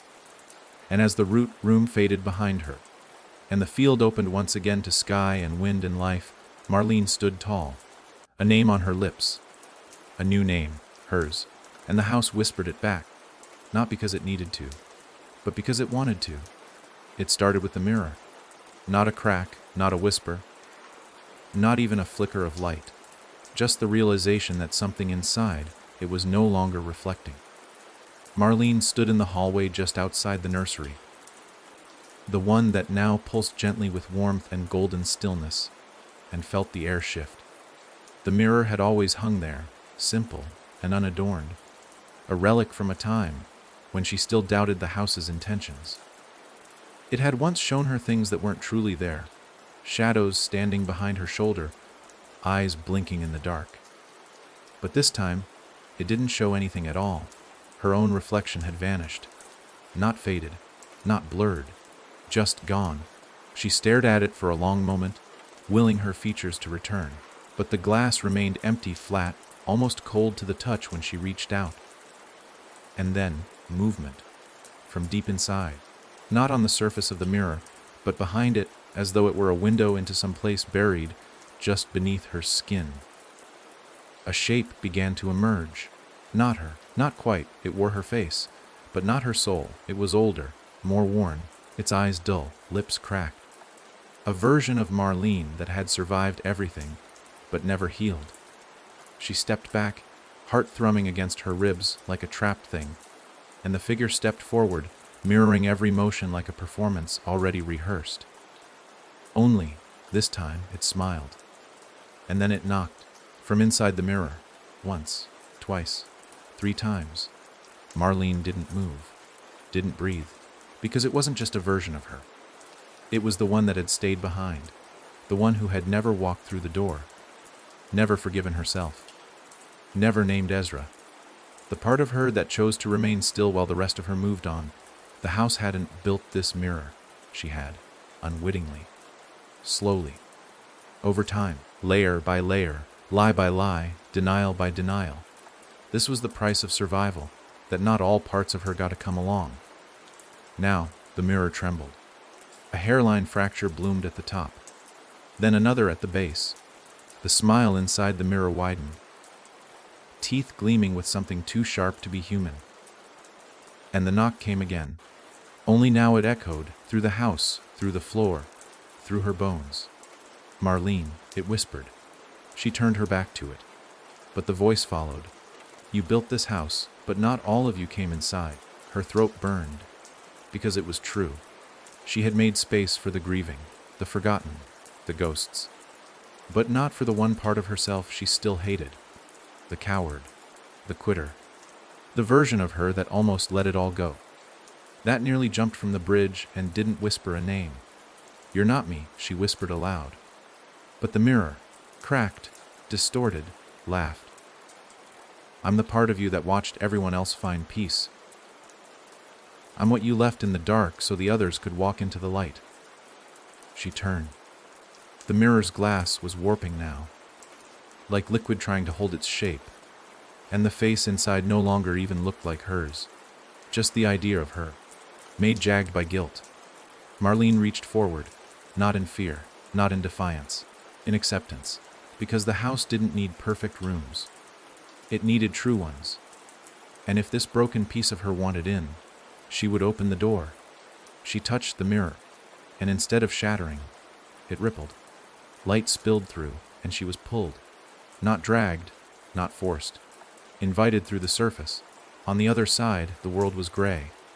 Not dead, but numb. Like walking through a photo taken just after something horrible happened, but before anyone knew how to cry. And there, in the center of it, stood her, still, silent. Marlene approached. No words, just breath. She reached out and touched her shoulder. The other her flinched, but didn't step back, didn't disappear. Instead, her knees buckled. She wept. Not because of what had happened, but because someone had finally come back for her. Marlene pulled her close, wrapped her arms around her shaking frame, and whispered, not a lullaby, but a truth. It wasn't your fault. The world trembled. Color bled into the gray. The sky cracked, not with lightning, but hope. And the two versions of her, split for too long, began to merge, painfully, honestly, fully. When she opened her eyes again, she was back in the hallway. The mirror was whole. Her reflection returned, and this time she didn't look away. The house was silent, but not empty. It was waiting, because now she was whole. Every broken, bruised, beautiful piece. Marlene walked forward, not haunted, not hunted, not hiding. And behind her, in the glass, no shadows followed. Only her, just her. Finally, all of her. It started leaking again. Not blood, not water, but something in between. A thick, dark seepage that slid from the corners of the upper landing, oozing between the seams of the stair treads as though the house had reopened a wound long scarred over. Marlene noticed it just before stepping down, her bare foot hovering above the first riser. The thick substance wasn't flowing down like liquid. It climbed upward, dragging itself against gravity, clinging to the wood with a wet, pulsing need. For the first time in days, hours, whatever time meant here, Marlene hesitated. This house, her house, had grown calm, gentle, even. But this was new. This was wrong. The lullaby in her chest had quieted. The air tasted like copper and heat, and when she pressed her hand against the stairwell's wall for balance, it was warm. Too warm, like breath exhaling from unseen lungs. Marlene, came a voice. Not from the stairs, not from below, from inside her. The house didn't usually speak that way. It whispered in dreams, in memories, in crooked doorways and shifting wallpaper. This was different, direct, demanding. The staircase groaned, and the bleeding deepened. Each step now dripped, a soft, wet patter that echoed like rain inside an old metal sink. Marlene clenched her jaw and stepped down. The first riser gave slightly under her weight, spongy, like rotten wood, but it held. Barely. The dark ooze curled up her ankle like fingers before receding, almost shy. She moved to the next, and the next. Every step changed her. Not physically. Not at first. But she felt her younger selves waking up again, each one. The child who screamed into her pillow. The teenager who walked empty streets looking for someone to see her. The woman who stood on the bridge. The mother who never got to be. They were stirring, not as memories, as specters. And they were all waiting. At the bottom of the stairs, she saw it. The cellar door had split open. No longer shut by force or fear, but gently ajar, as though someone had finally unlocked it and then walked away, certain she would come. Light flickered from within. Not golden, not warm. Red. She moved forward, and her steps made no sound now. The silence was absolute. Like the air had thickened with grief, so dense, even sound couldn't pass through it. The bleeding had stopped at the base of the stairs, but the house itself was breathing. She stepped through the threshold, and into the oldest room in the house, a room she hadn't known existed until the moment she stood in it. It was circular, stone, impossible, the kind of place that couldn't be under a wooden house built by hand. Its walls were covered in markings, scratches, carvings, names, thousands of names. Some she recognized, some she felt. Every single one was a person who had passed through the threshold. Some had stayed, some had vanished, some had never even been born. But all of them were written here, on this stone, in this room that blod through time. At the center, a basin, carved from black marble, filled to the brim with that same dark, climbing substance. Not quite blood, not quite memory, something deeper, something older. And beside it, standing perfectly still, was Ezra. Not the child she remembered. Not the boy who had risen from her lullaby, but a young man now, his eyes still gold, still glowing, but his face, older, angrier. He looked at her like he had been waiting forever. "You called them?" he said softly. "Who?" "The ones you left behind." Marlene's throat tightened. "I didn't mean to." He stepped aside, revealing behind him 12 shapes, each cloaked in fabric so worn and faded, it was almost transparent. They didn't move. They watched. No eyes. Just presence. She couldn't name them. But she knew what they were, the possibilities. The versions of herself that she never became. Not because of failure, but because of choice. One was dressed in scrubs, a nurse's ID card hanging from her neck. Another wore a long black coat. One eye blackened by something she didn't want to remember. Another was barefoot and pregnant, humming something under her breath that wasn't the lullaby, but its mirror. Hollow, frantic, lonely. Ezra gestured toward them. "You can let them go." Marlene shook her head. "No, they're part of me." He smiled, but it was sad. "Exactly. That's why you have to." The basin began to shimmer, the surface breaking with slow, pulsing bubbles. The liquid climbed slightly, threatening to spill, but never quite reaching the edge. It was waiting. "Drop the name," Ezra said. "What name?" "Yours." The stone floor trembled. Marlene's knees buckled, and she fell to her hands. The weight of her choices, all of them, pressed down on her like gravity doubled. This wasn't about guilt anymore, or forgiveness. This was about identity, about finally choosing which version of herself deserved to stay, and which needed to rest. She stood slowly, the tremor in her limbs nearly unbearable, walked to the basin, stared down into the black.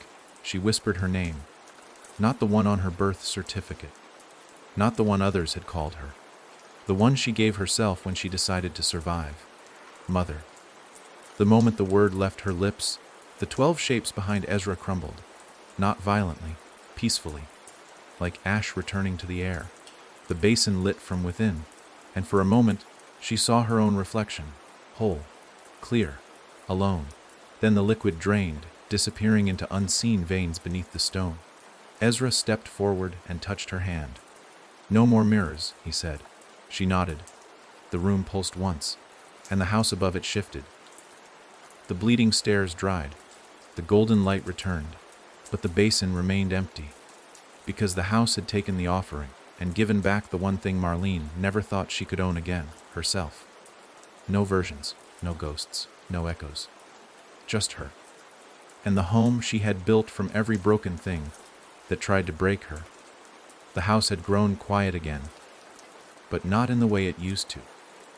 There was no tension in the stillness now, no threat lingering behind the silence. It was the hush that follows understanding, the moment after a truth has been spoken, and before anyone dares to speak again.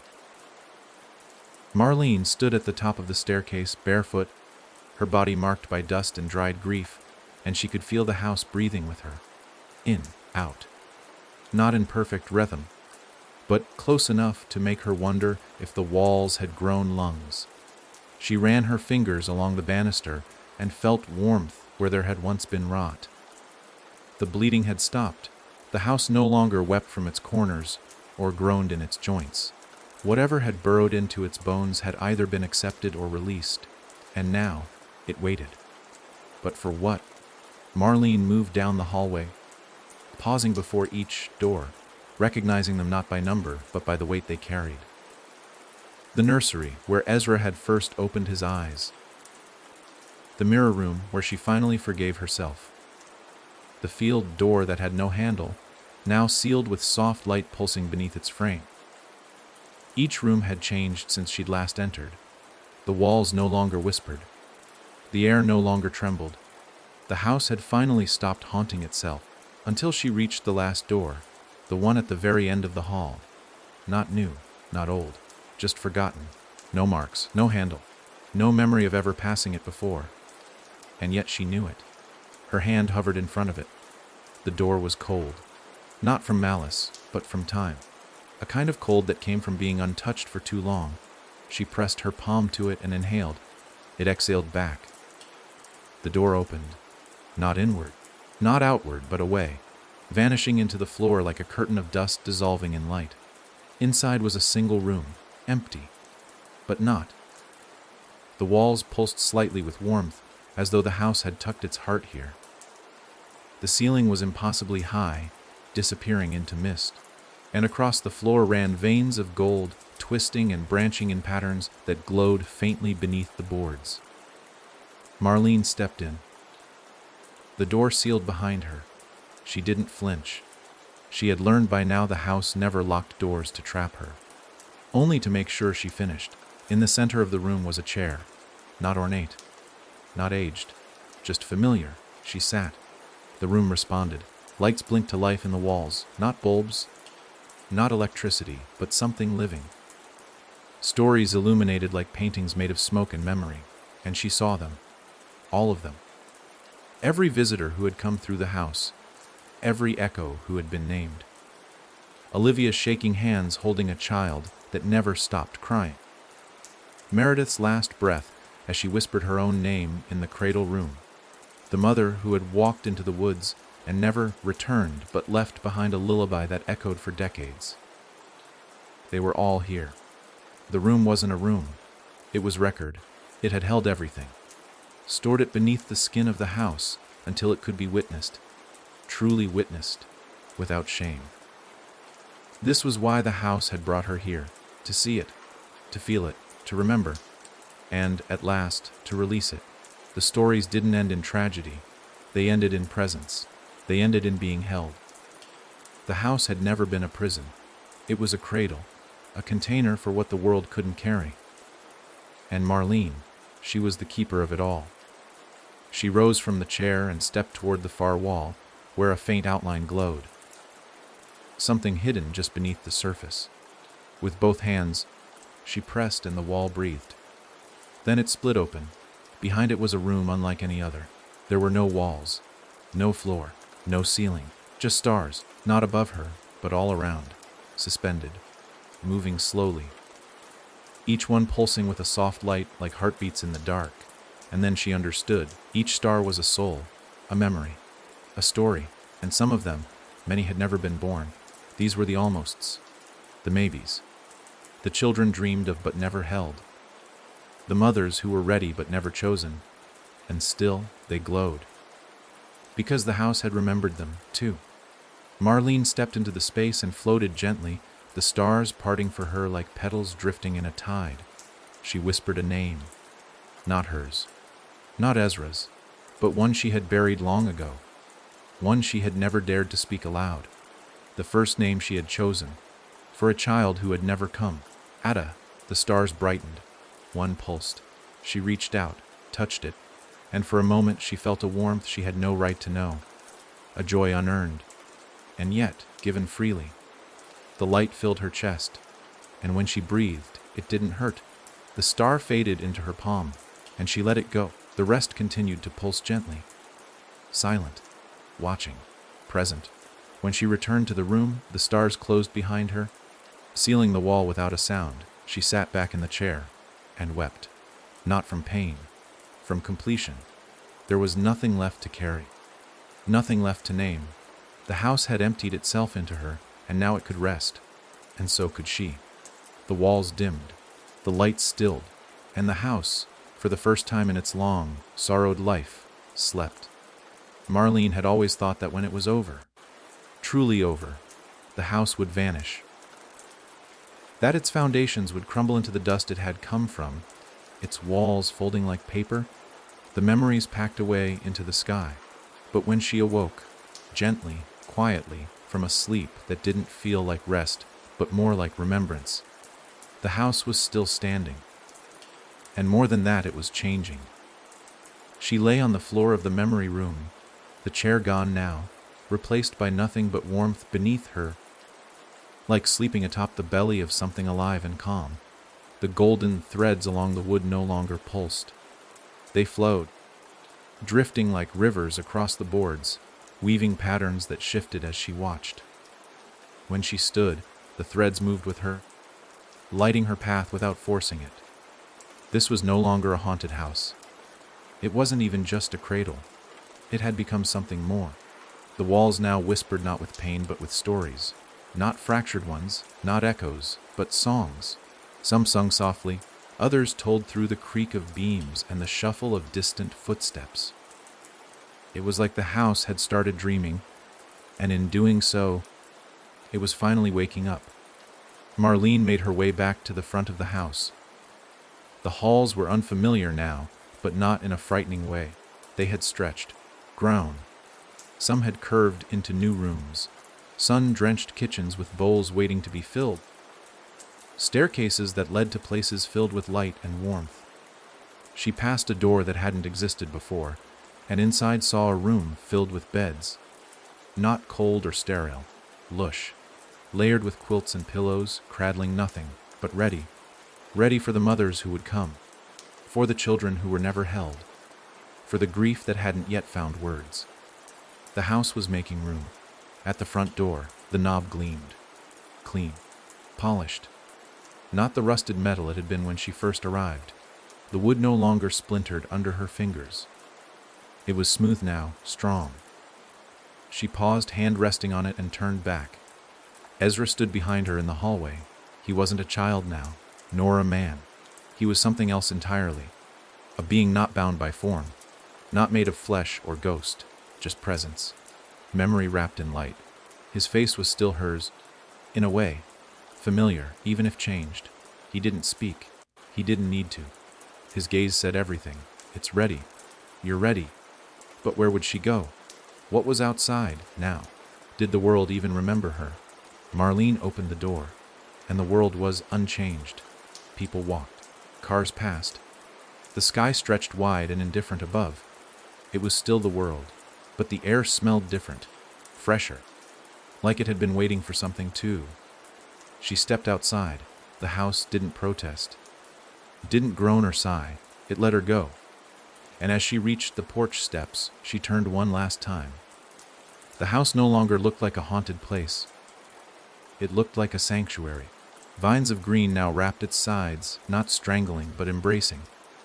Flowers bloomed along the porch rail. The wind chimes hung still, as if listening instead of singing, and above the doorway, something new had been carved into the wood. 5 words. Not a warning. Not a curse. A promise. Come in. Leave nothing behind. Marlene smiled and walked, not away, toward. She didn't know what would come next, but she carried the house in her. Every room, every child, every shadow she had faced and named. She had turned sorrow into shelter, memory into warmth, and now she would build, not alone, not afraid, but finally fully awake. The house would call others. It would open its doors not with screams or whispers, but with welcome. And someone else, somewhere, would hear the lullaby and follow it home. The house didn't sleep anymore, not fully, not the way it used to when it was crumbling under the weight of silence and lost names. Now it rested, like a deep inhale held just before the first note of a lullaby. But that breath was shifting again. The wind carried more than dust now. It carried footsteps. She came just after dusk, when the sky was still bleeding pink along the horizon, and the crickets had begun their quiet overture. She wore a coat too large for her thin frame, shoulders hunched like the world had kept demanding things she never agreed to give. She didn't knock. The door opened on its own, not abruptly, not ominously. Just open, like the house had been waiting. She stepped in, her breath hitching in her throat like it wasn't used to air that didn't fight back. Her eyes darted from corner to corner, wary and wild, like a rabbit caught too many times in traps made of promises. The house didn't move. It didn't whisper. It simply welcomed. She hadn't spoken in 3 days. Not because her voice was gone, but because no one had deserved to hear it. Not since the moment she ran. Not since the baby she couldn't bear to name was buried beneath white roses she never planted. The girl. Her name would come later. Closed the door behind her, slowly, carefully, like she was afraid it might vanish the second she turned away. The foyer was warm, warmer than it had any right to be. A low lamp buzzed softly on a side table, casting a glow across the wooden floor. The air smelled like something long forgotten, fresh bread and old quilts and lavender too stubborn to die. She crossed the threshold and the house sighed. Upstairs, a light blinked on. Then another. Down the hallway, a door creaked open.